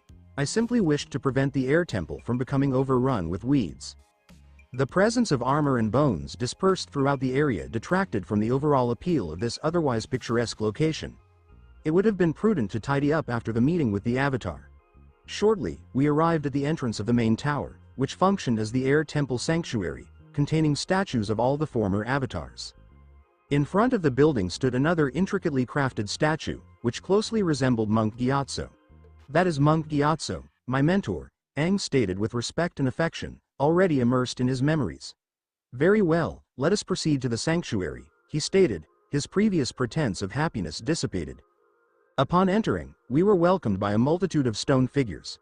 I had visited this place previously, yet it still left me in awe to witness the multitude of individuals, each of whom was undeniably exceptional. "Past avatars," Aang stated, directing his gaze towards Avatar Roku. It appears that Aang is positioned as the central character, suggesting that the narrative is just beginning to unfold. I reflected as a small creature, resembling a winged lemur, approached us. During my recent visit, I dedicated considerable time to exploring the entire area, yet I did not encounter a single lemur. While I may not possess extensive knowledge about these creatures, that face certainly resembles Momo, I considered. "A lemur!" Aang exclaimed with enthusiasm, startling the creature. Before he could move, the lemur swiftly escaped. "Please, I assure you, I mean no harm," Aang pursued it with determination. What was I considering? There seems to be a notion that certain events are predetermined for Aang, as if he is destined to experience them, though this could merely be a product of my imagination, given that I have already viewed the cartoon. "Please hold, lemur, Aang, please hold on," I called out, sprinting at full speed. He is on the verge of observing Gyatso's skeleton. I left certain areas with preserved monk skeletons undisturbed, merely organizing a few things, and opted to await the Avatar's decision on the next steps. As we neared the location of Gyatso's final confrontation, I observed Aang displaying signs of agitation, radiating a profound energy. I proceeded without delay. As time progressed, the intensity of the gusts of wind generated by Aang increased significantly. To expedite my approach, I lowered myself to all fours, utilizing my hands to engage with the terrain. I gently tapped his head, a gesture that, given my strength, resembled a typical punch from an average individual. I was not merely striking him. I intended to connect with Rava, to assure her that there was no threat present. However, there appeared to be an issue. Additionally, Aang's head exhibited an unusual level of sturdiness. Aang? We are not the last airbenders. Please, remain composed. What would Gyatso think if he witnessed your current state? Slowly, the glow diminished, and the wind subsided. Are we truly not the last airbenders? He inquired softly, resting against my shoulder. I assure you that within 5 to 7 years, this world will see the emergence of numerous airbenders. I placed my hand on my chest. Here is your companion, the winged lemur, seemingly aware of our conversation, began to console Aang by presenting him with some nuts. Aang inquired of the animal, will you accompany us? Then you will be Momo. He continued to laugh as the lemur ascended onto his head. Aang proceeded to recount fond memories of his home, a gentle smile gracing his face. I may have been overly critical of him. Which teenager at that age could confront a reality that disintegrated in an instant without displaying any emotion? For him, only a few hours had elapsed, during which an entire nation, his people and loved ones, had inexplicably disappeared. Following a brief intermission, we resumed our journey. On this occasion, our destination was the library of Van Shi Tong. Are you suggesting that this spirit can assist us in unlocking airbending in certain individuals? Aang inquired, guiding the bison. I have not yet heard his idea, but I am confident that it will be effective, I assured him, while observing the stars thoughtfully. If the conflict has concluded and the world has entered a period of tranquility, what steps should I take? He inquired, appearing uncertain. Ah, my young friend, I remarked, my voice imbued with insight. I observe a vibrant energy within you. That is precisely what you require. Embrace it and share it with the world. As I noticed Aang's eyes widen, I struggled to contain my amusement. It is essential for you to assume the role of a harem holder. Harem holder. He reiterated. Could you please identify the individual? Are you seeking new airbenders? I inquired, narrowing my eyes with a hint of intrigue. Yes, he responded with caution. I trust you are aware of the process by which children are conceived. Observing his flushed face flush, it was clear to me that he was informed. Being the wife, or even the mistress, of the Avatar and one of the last airbenders is a coveted position that many women aspire to. We are like rare entities, attracting attention and admiration from all around. I found motivation in my own words. Let's revive the air nomads. It appeared that Aang was on the verge of losing his composure. I am unable to hear you, la la la. He began humming his tune once more, shielding his ears with Momo's body. You are unaware of what you are missing, Aang. I attempted to persuade him. I am familiar with a notable island known for its formidable warrior women. You may have heard of it, Kyoshi Island. I emphasized the last part, aware that Aang had visited. The individuals on that island will comply with our requests. Have you visited that place? He inquired, masking his curiosity. On multiple occasions, I assure you, you will appreciate it, I said with a wink. Engaging in playful banter with Aang was enjoyable. While he may not have comprehended every detail of my message, he certainly grasped the main idea. I am currently still collaborating with Aang. The Wan Shi Tong Library. Avatar. Your arrival is timely. This greatly streamlines our proceedings. The spirit of knowledge welcomed us in his sanctuary, his typically composed demeanor reflecting a hint of impatience. Having known him for an extended period, I readily observed his restlessness. Ultimately, a great deal relies on this individual, or more accurately, the essence that resides within him. To the best of my knowledge, Wan Shi Tong himself made efforts to locate the Avatar, but encountered various obstacles along the way. It is possible that Rava detected a remnant of Vatu in the human realm, which could explain her abrupt cessation of activity. Aang expressed his admiration, exclaiming, "There are an abundance of books here," as he surveyed his surroundings. However, his sense of amazement was fleeting. Aang was guided by the spirit of knowledge through various rooms dedicated to different types of research. The results indicated that Rava held merely around 20% of her actual power.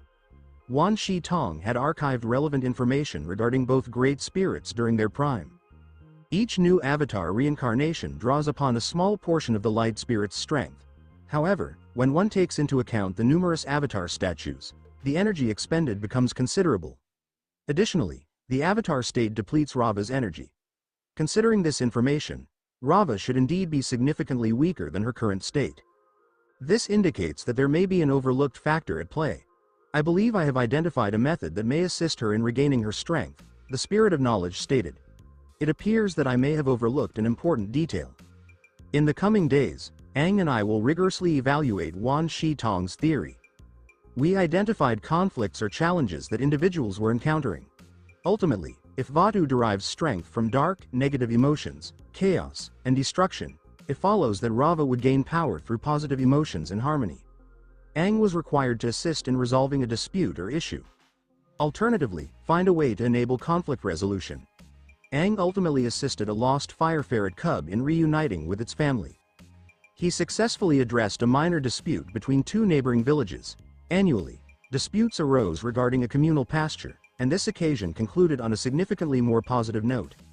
We managed approximately 12 similar situations. As I anticipated, the level of light energy has increased. The percentage is minimal, yet there is progress. Wan Shi Tong remarked following a series of scans that left Aang and me perplexed. Aang consistently adhered to our instructions throughout this period. Initially, he may not have completely understood the threat presented by the Great Spirit of Darkness. However, after the Spirit of Knowledge revealed the most dire future through an illusion, he took our warnings seriously. Aang likely required a specific objective to pursue. It was evident that he remained affected by past occurrences he had not observed. He was unaware that he had departed from his loved ones during their most challenging moments. Had he demonstrated greater maturity at that time, the outcome could have been different. Our primary focus was on instructing the young avatar in mastering his avatar state. The most efficient and straightforward solution was to locate Guru Pathak. The recently illuminated sign that emerged in all the temples likely made him aware of the avatar's return to the world. Aang observed. This section of the library appears significantly more aesthetically pleasing, as he admired the floral designs on the walls. I questioned whether Wan Shi Tong would acknowledge that Selen had developed a close relationship with him as a spirit human. The presence of my daughter's drawings on these walls is a testament to their significance. Aang expressed a desire to explore information regarding the air nomads, as no documentation survived in the temples following the genocide. This section of the library had previously experienced a significant impact from Selen's emerging artistic abilities. My daughter accomplished this, I stated with a sense of pride. Do you already have a daughter? He inquired, regarding me with a fresh perspective. Ultimately, my appearance may not convey a mature image. Indeed, little Selen is my pride. A gentle smile effortlessly emerged on my face. I presented to him our family portraits, which had been collected throughout our travels in the Earth Kingdom. Currently, my daughters are investigating the most isolated islands where unique plant species may still be found. Until next time, Eastern Air Temple, we proceeded promptly to the designated location of the 150-year-old guru. As we neared the temple, its beauty remained untouched by the Fire Nation's invasion, prompting me to carefully assess the surroundings with heightened awareness. He is not present, I inquired, unable to locate the objective of our expedition. We still require accommodations for the night. The Content Appa made his way to the bison stables, the location where all his kind were nurtured and developed. The creature maintains its composure. Its eyes continue to radiate hope in the pursuit of reuniting with its kin. Upon passing the imposing stone statue of Avatar Yongshin, my intuition provided a subtle and somewhat unclear signal, as if it were struggling to convey its message effectively. Before long, I came to understand its significance. In the inner courtyard, a tanned, wiry elderly gentleman was seated amidst a gathering of small birds and various animals. They interacted with his clothing and moved around him, as though he were their closest companion. The guru opened his eyes and addressed the young avatar. Brother, he acknowledged, recognizing my activated chakras with precision. It is remarkable how he appears to integrate seamlessly with nature, embodying a connection to the entire ecosystem. Greetings, I responded courteously. Despite the accumulation of my virtual and real years of life indicating that I was older than him, Gazing into his eyes felt akin to encountering a profound wisdom beyond this world. I am Pathik, though I am often referred to as Guru, he introduced himself. I shared a profound bond with your community and held a friendship with Monk Gyatso. You were acquainted with my mentor? Aang inquired with enthusiasm. He nodded gently in acknowledgement. Since our youth. However, I presume you did not come to listen to my anecdotes, he smiled. I invite you to join me. The Avatar will gain valuable insights from my message. To harness the Avatar's power, one must first achieve inner balance, and only then can it be shared with the world, he articulated deliberately, his words holding a compelling allure. The initial step towards achieving balance is this. He revealed a wooden cup containing an unusual liquid from seemingly thin air. Greetings. I believe I have an understanding of the contents within. Aang took a significant gulp, but promptly expelled it and hurried to a nearby stream to quench his thirst. It has the flavor profile of onion banana juice, Aang precisely noted regarding the composition of the unusual beverage. With the cup Aang had given me before he rushed to the clean water in hand, I examined it with a sense of curiosity. I found it necessary to sample the drink myself. This is quite intriguing, I reflected internally. It appeared to enhance my energy flow, facilitating the potential for activating a new energy center. It appears your friend enjoyed my beverage, the Guru remarked, observing my now empty cup. He proceeded to elucidate the concept of chakras to Aang, while my focus remained on the dynamics of his Kai as it traversed through his channels. In attempting to replicate what I observed, I noticed a subtle increase in my Kai. Albeit slight, yet significant. Perhaps that is the reason for his longevity. If you have commenced your journey, it is essential to activate all 7 chakras simultaneously. I noted the Guru's final remarks. That is precisely the reason I opted not to pursue the path of a Chi master during my time. Once you embark on this journey, there is no turning back. Aang, with a focused demeanor, commenced following the Guru's guidance to activate the first chakra, the earth chakra located at the base of the spine. It governs survival and is obstructed by fear. Pathik's voice resonated deeply, as if engaging directly with the very essence of the chakras. What are you afraid of, Aang? The internal conflict within Aang was evident on his furrowed brow. It is merely your perspective, let go of your apprehensions, he stated. Before long, Aang regained consciousness. You have successfully activated the earth chakra, he said with a smile. This is unequivocally unfair, I remarked to myself. Guru Pathik serves as a guide, adeptly navigating you through a forest fraught with challenges. His voice appears to provide support to Aang, assisting him in overcoming challenges throughout his journey. I find myself increasingly disinterested in the process of opening chakras, Aang remarked, wiping the sweat from his forehead with his sleeve. Do you truly believe you have the right to voice your complaints in this situation? I found myself questioning internally. I acknowledge that he may not fully comprehend the value of the gift the Guru is providing, yet it remains somewhat disheartening. Unfortunately, this approach does not apply to the physical path. The book explicitly indicates that any external interference in the chakra opening process is prohibited. The Guru's voice certainly holds significant weight. As each new chakra was opened, Aang's expression became increasingly weary. Following the activation of the third chakra, I intentionally positioned myself a bit farther away and seated myself with my back turned to them. Aang's earnest gaze continually sought to persuade me. However, the most significant aspect was that this represented his sole display of vulnerability. He did not express a desire to cease. He persistently continued to open new chakras. This child demonstrates remarkable resilience. I thought. I have come to recognize the value of the air nomad's upbringing methods. Aang, despite his youth, has clearly established his values. One might describe him as a well-rounded and mature individual, although he does exhibit some youthful tendencies. However, this does not diminish the initial assessment. After a period of observation, as the final chakra was nearing activation, I approached with caution, attentively assessing Aang's energy responses. Until the 6th chakra, there were no significant qualitative changes observed in his body. The final one should provide the greatest benefits. Congratulations on the emergence of a new guru in this world, Pathik stated with a composed demeanor, as if this were precisely the expected outcome. In the meantime, I found myself deeply impressed by Aang's evolution to a new level of existence. His Kai channels, along with the source of his life energy, are now in alignment with mine. I have been diligently and intentionally developing them for many years. At that moment, significant global changes were occurring alongside his bending. I desire that as well. The reality is, all his channels transmitting bending energy started to expand and deepen at an exponential rate. Ultimately, Aang's energy body transformed into a seamless channel. That is an objective I will attain only after another decade of dedicated use of my element. The local Captain America cannot possibly possess greater strength than a genuine reincarnated soul. This realization ignited a powerful motivation to train within me. It feels as though a significant burden has been removed from my shoulders. Aang's expression was truly radiant, and I would even describe it as fulfilled. That is how it should be. After all, many issues that troubled your heart and mind are no longer barriers in your way. Perhaps another onion banana juice. He interrupted the serious moment, somehow conjuring the drink once more from thin air. Naruto. North Pole. I commenced my day by carefully placing my ear against Kai's rounded abdomen. Through my heightened awareness, I could perceive the small being within, poised to make its entrance into the world.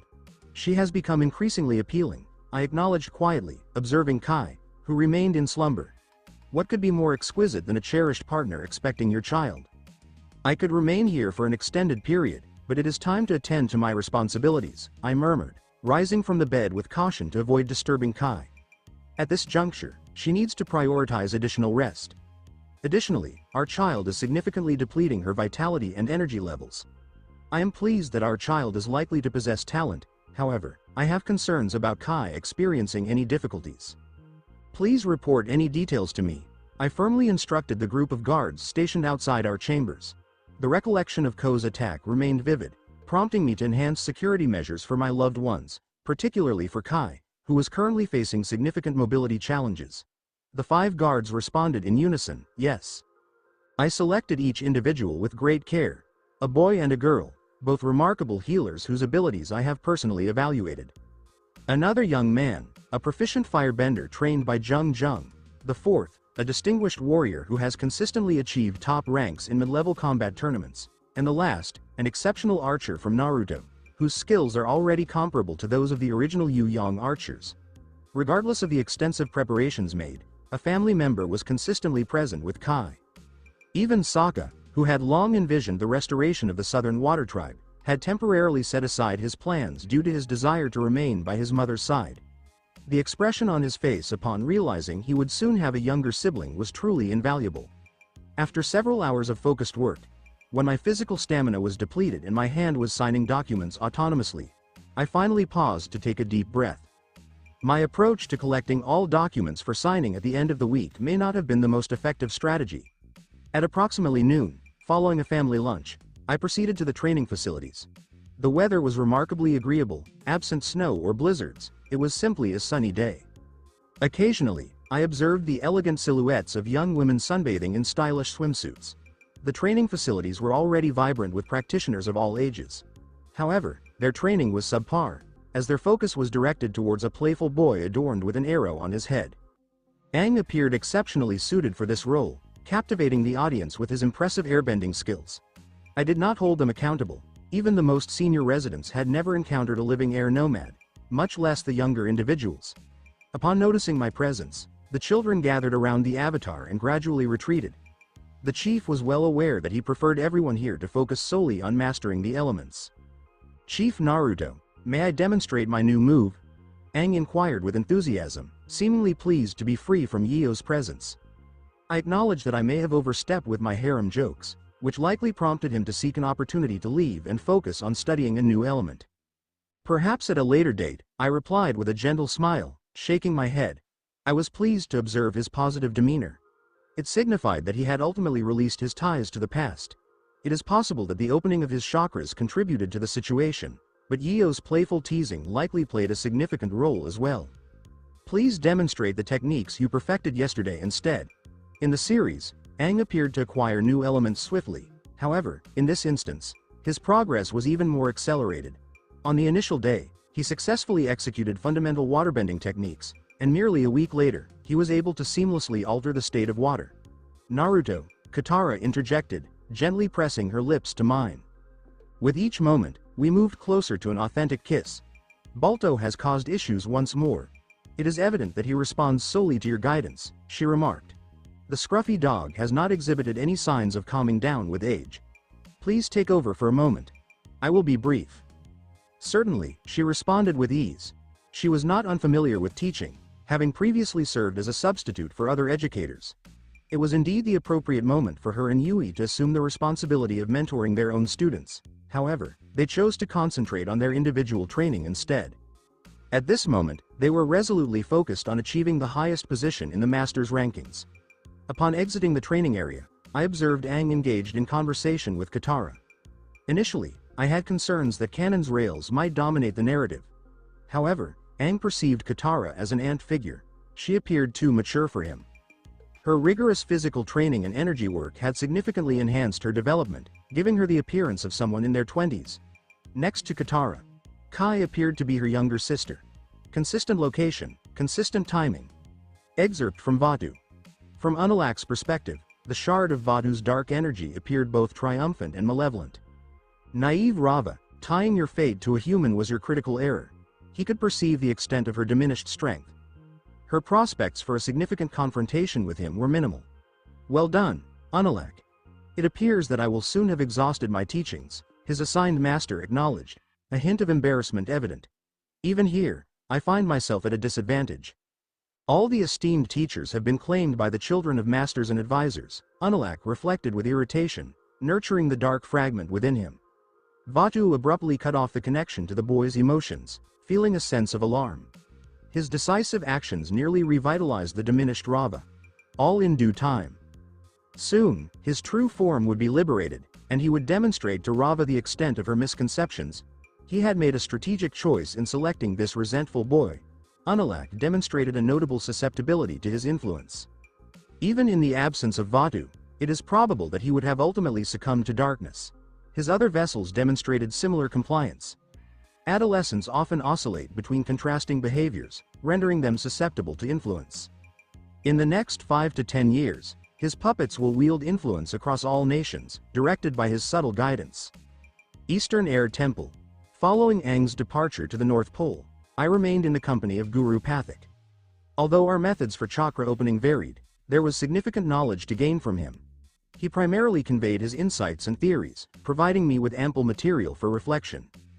Pathak did not document his experiences, which meant that if he were to pass away, all of his knowledge would be lost. How many individuals like him had carried their insights to the grave? Van Shi Tong likely held a strong disdain for individuals of that nature. We dedicated several days to consuming exclusively onion banana juice. I did not select it arbitrarily. I sensed the new chakra gradually awakening. In the near future, I will have the ability to regulate every process within my body. Assuming the fifth chakra indeed provides such capability. As our nearly 3-day conversation concluded, without exhausting either of us, I recognized that I might be overlooking an opportunity. I promptly reached out to Drea, instructing her to bring the girls to the Eastern Air Temple as soon as possible. In a span of 5 hours, everyone had arrived. Drea, maintaining her vibrant spirit even as a mother, was the first to leap into my arms. Celine joined us shortly thereafter. "Why are you standing there, Gaia?" I inquired, remaining on the sidelines. "You have been a valued member of our team for some time now," Drea remarked, inviting her to join. The warm embraces endured for 5 minutes. It had been nearly a week since our last meeting, as I had begun accompanying Aang. Inhaling their floral aromas, I experienced a comforting warmth enveloping my body. Gaia exhibited a noticeable blush as my hand gently squeezed her right cheek several times. She had only recently completed her transformation into human form, although I was accustomed to our intimacy in her original state. Approximately 2 months ago, I came to understand the reasons behind our challenges in conceiving, despite our efforts. The underlying reason was probably a lack of genuine affection between us. Ultimately, it was love that had brought Celine into existence alongside Drea. I had not disclosed to Gaia, but we were indeed on the correct trajectory. I had embraced her within my heart. I anticipated that the process of providing Celine with a new sister would be relatively swift. Indeed, I still did not desire a son. "Allow me to introduce everyone," I recalled, having overlooked Guru Pathak, who observed our reunion with a warm smile. Following courteous introductions, I outlined the advantages of opening chakras to Celine. I would never compel her to act against her wishes. She has the autonomy to make her own decisions. "I am determined to become stronger," she asserted confidently, recognizing the potential for empowerment. I could only nod in acknowledgement. I understood her intention to alleviate my burden. Pathak assumed responsibility next. The preparation for chakra opening commenced well in advance of the actual procedure. His voice, imbued with vitality, effectively influenced her physical state, assisting her in managing forthcoming visions. His lengthy addresses to me and Aang appeared crucial for effectively navigating all phases. "I recognize your determination. Your objective is to maintain it," he stated, offering his final words of encouragement as he guided her through the first chakra. Drea and Gaia grasped my hands, observing her progress with keen anticipation. Celine maintained her composure. The sole indication of her battle with distressing visions was her tightly clenched teeth. "Congratulations. The first chakra is complete," Guru Pathak stated, his voice gently rousing Celine. "I am well. Please allow me a moment to regain my composure," she said with a faint smile, providing reassurance to us all. She proceeded through each one, second, third, fourth, fifth, sixth, without uttering a single word. A minor challenge emerged with the seventh and final chakra. "Celine," I called out with concern, unable to contain my anxiety. I felt a deep sense of sorrow witnessing her distressed expression. I began to hurry over, but Pathak's composed voice halted me. "We are pleased to introduce a new expert to our community." Celine's body was at ease, yet her eyes stayed shut. In that moment, a surge of green energy emanated from her, momentarily obscuring her presence. I observed my daughter progressing to a higher level. All three of her sources were undergoing development. The light show concluded after 5 minutes. Why does this world seem so unkind to me? I contemplated. Where is my dear daughter? Celine's rise has contributed to her increased maturity. At this moment, she and Drea resembled contemporaries, both presenting an age of approximately 20 to 22 years. As I closed my eyes, I observed that Celine's silhouette bore a striking resemblance to her mother's. I wished that no individual in this world would have the audacity to take my beloved daughter. "Father, I am nearly as strong as you," Celine exclaimed with enthusiasm, almost causing me to lose my balance. Fortunately, she had already designed a dress for herself. "I take great pride in this." I attempted to convey a genuine smile, though it fell short. "I would prefer that you continue to be my little troublemaker, causing disruptions in Wan Shi Tong's library. Another addition to the family is on the way, this time, a healthy human baby. Anticipating plenty of affectionate moments." Watching Aang and Celine grow so much, it makes you think that maybe I'm not as overpowered as I thought. The capital city of the Fire Nation. Wana. The Fire Lord's palace, a key symbol of his authority that had proudly stood for a century, was getting a little update while still keeping its majestic presence over the other buildings. The upper left wing and the nearby wall section had been clearly strengthened to make a cozy spot on the roof for the swiftly expanding golden ruler of the skies. Anya, now as big as the largest Komodo dragons, could no longer cling to her parents' neck like she used to. She found it tough to get around the palace anymore, but she didn't want to be away from her dad for too long since he spent most of his day inside there. So, they decided to move the well-respected advisor's office up a level and link it with a long corridor to Anya's big room. Not only has she been getting stronger every month, but she's also hit the peak of her firebending skills. Plus, she's picked up the ability to communicate through thought transmission. At first, just like any curious kid, Wan was hit with a bunch of questions. Why? Why's that? When is that happening? As time went on, Anya seemed to chill out a bit, and from what Wan gathered, it was all thanks to her new hobby. A dragon can hear way better than a human, which let her listen in on conversations happening in the capital. Maybe, in a few ways, this isn't the nicest thing, but Anya doesn't have to work hard to catch what others are saying, so whether you want to or not, you'll still pick up on some of it. People had pretty much gotten used to spotting a dragon soaring through the sky every now and then. Lots of people loved her, but there were definitely some who wanted to see her head hanging in their fancy homes. So, over the last few weeks, a bunch of people, motivated by their desire for fame and cash, have tried to capture or even kill Anya. This all started on the day Wan decided she was ready to take on a whole bunch of firebending masters. After that, she got the green light to fly to nearby islands by herself. The hunters didn't succeed. Since then, no one has spotted them, but the clients who were found are now doing their time in the deserted, Boiling Rock prison. They were welcomed there, especially since after the prisoner exchange, the folks working there had a lot less on their plates. Honestly, I'm not sure what they expected when going up against a creature that was literally born in fire. She was so skilled with fire that it couldn't hurt her, it would just feel like a little tickle at most. Her scales, on the other hand, kept arrows and ballista bolts at bay, with the latter only giving her a little scratch. The recent talks between the Fire Nation and the Earth Kingdom kicked off what we hope will be a friendship between our peoples. Sure, the islanders, who were just trying to share what's going on today, didn't see eye to eye with the state's policy. So, who do you think has the strongest fleet? So, who do you think has the strongest bending skills? Why do they have to be the weaker side? It's hard not to admire the way Ozai and his dad handled their propaganda efforts. Some folks thought the Fire Nation was something unique. So, they didn't see eye to eye with the choices made by the new government under Lord Azula. It's too bad they weren't in a democratic country, where a third party could take advantage of the unrest. Yeah, it took a bit of work, but we managed to quiet those unhappy voices pretty fast. Anya and Spark definitely had a big part in this. The concessions to the Earth Kingdom were presented as the only way forward. That's perfectly shown by two dragons who have become buddies from the Fire Nation. Don't you think this could be a sign from above? It's pretty lucky that, in this world, folks still aren't super clued in on how to sway the masses. The Palace of the Fire Lord. Today, the palace had a bit more buzz than usual. So, the whole thing was because Prince Zuko came back to his homeland. The older brother of the current ruler had always wanted to say a proper goodbye to their father.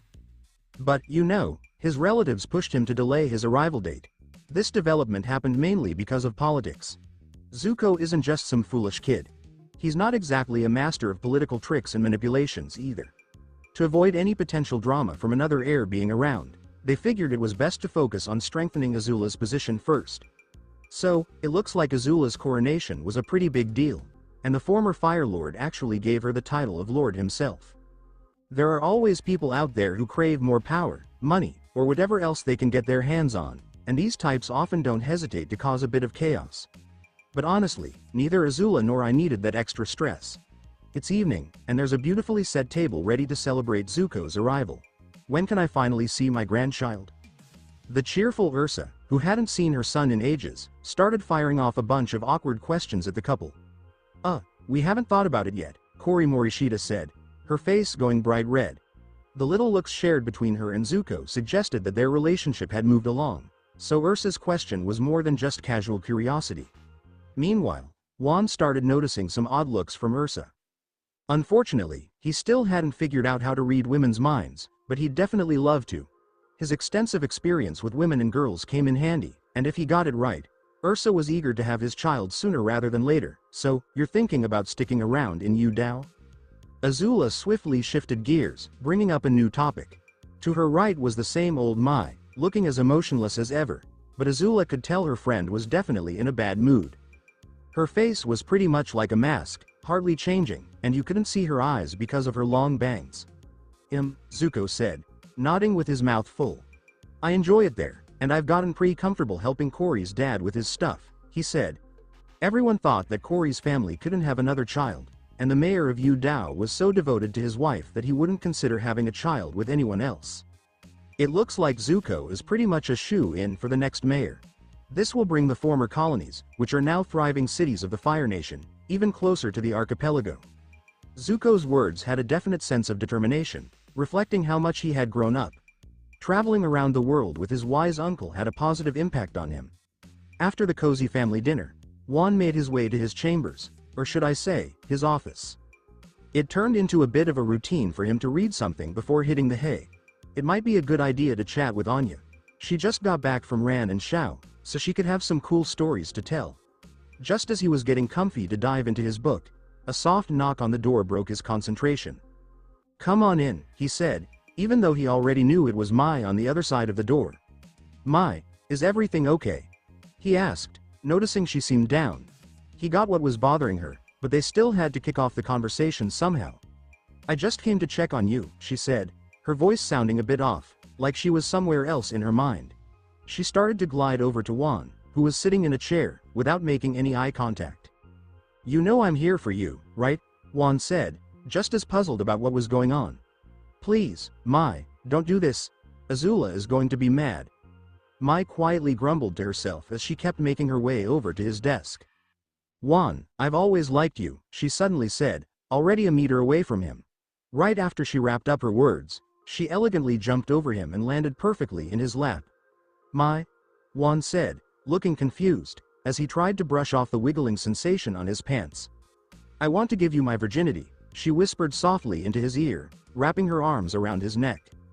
"I hope you're ready for someone who's still learning the ropes," she said, alluding to his tight bond with the more seasoned Ursa.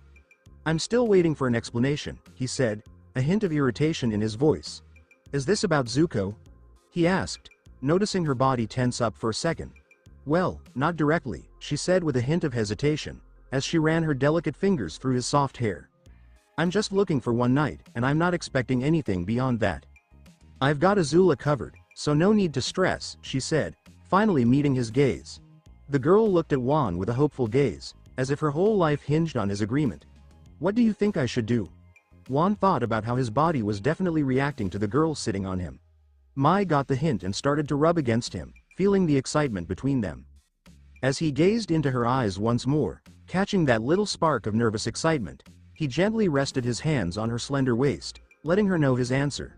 If he had just paid a little more attention to what was going on in his body, things might have turned out differently. His Kai was all set to go, influencing his life energy, and at times, it made him feel like a hormone-driven teenager. And deep down, he still dreamed of having all the female characters from the animated series. Absolutely, all the prettiest ones. "I hope I don't end up regretting this," he thought, feeling Mai's quick tongue start to explore his tightly pressed lips. As the saying goes, hesitate only when picking your goal. Once that's done, just go for it. His hands eagerly reached for her juicy buttocks. Sure, they might not be as meaty as Dria's or Shizuka's, but with her slender waist, they stood out in a flattering way. Before we even realized it, we found ourselves half naked. Mai was just in a pair of cut-off stockings, which had all sorts of throwing knives strapped to her legs. Mai's tight passage stretched to its limits, while Wan's impressive size gave her no opportunity to pull back. The intense feeling that had taken over their thoughts faded a bit as warmth enveloped Mai, lifting her up to the skies again. For the next few hours, it was like a silent movie, except for the heavy breathing and the occasional moans that filled the air. Once Wan noticed that Mai had started to get into the groove, he began switching up their positions. "Dad, is this nice?" A curious female voice popped up in Wan's head out of nowhere. At that moment, he was moving with Mai, her breasts pressed against a pretty big window. A curious face was now watching them from that spot. It seemed like Mai was lost in the realm of lust and debauchery, completely oblivious to her surroundings. If she could see what was happening, you'd think she'd have some kind of reaction. "Yeah, it's nice," Wan replied, completely taken aback, making an effort not to glance at Anya's face, which was a challenge since her head took up the whole window. "Dad's a little tied up at the moment, so I'll catch up with you later," he said, trying to gently suggest it was time for her to go. It seems like the dragoness got the hint that folks aren't too keen on being observed during their private times, so she quietly slipped away. After about an hour of getting to know each other's bodies, Wan finally got Mai to open up and share her thoughts. As she lounged on the small sofa, Mai finally opened up about what had led her to seek him out. "My parents have always told me, since I was a kid, to do whatever it takes to win over Prince Zuko," she started, speaking slowly. "I never went against what they wanted, and to be honest, I did like Zuko back then. I feel like the first seeds of doubt started to sprout when you showed up at the palace," she said, with a hint of accusation in her voice. "I meant it when I said I liked you. I think we can switch to you now," Wan said with a smile, leaning in to kiss her collarbone. "All right," she said with a relaxed nod. "So, my parents just discovered that Zuko is about to get hitched to the mayor of Yu Dao's daughter, and now they're on the hunt for a new match for me." Wan started to piece things together. "I couldn't believe what I heard when I was eavesdropping on their conversation today. They actually want to give me to some old man," she said, clenching her fists. "What's so funny?" she asked, her brow furrowing in confusion. You? I can't even find the words," he said, letting out a small chuckle. "Mai, you're not a little girl anymore. Your parents can't just decide things for you," he said gently but with conviction. "So, you're in Azula's inner circle, huh? If she gives even the slightest hint, your parents would rethink their decision about getting close to you. I get that you're not the type to lean on your loved ones, but that's exactly what friends are here for, to lend a hand." "I messed up," Mai said, hiding her face in her hands and muttering those words over and over. "I need to chat with Azula ASAP." She stopped blaming herself and quickly started picking up her clothes. "I can go with you," Wan said to the girl in the dressing room. I started this myself, and I'll finish it myself, she said, clearly indicating that she didn't need his help. But I'll still go, Juan thought, realizing he hadn't talked Mai out of their little adventure, so he felt like he had a part in this too. Stay tuned for more. Thank you for taking the time to listen to this video. I'm thrilled you watched the video. If you enjoyed it, be sure to like and subscribe for even more exciting content coming your way soon.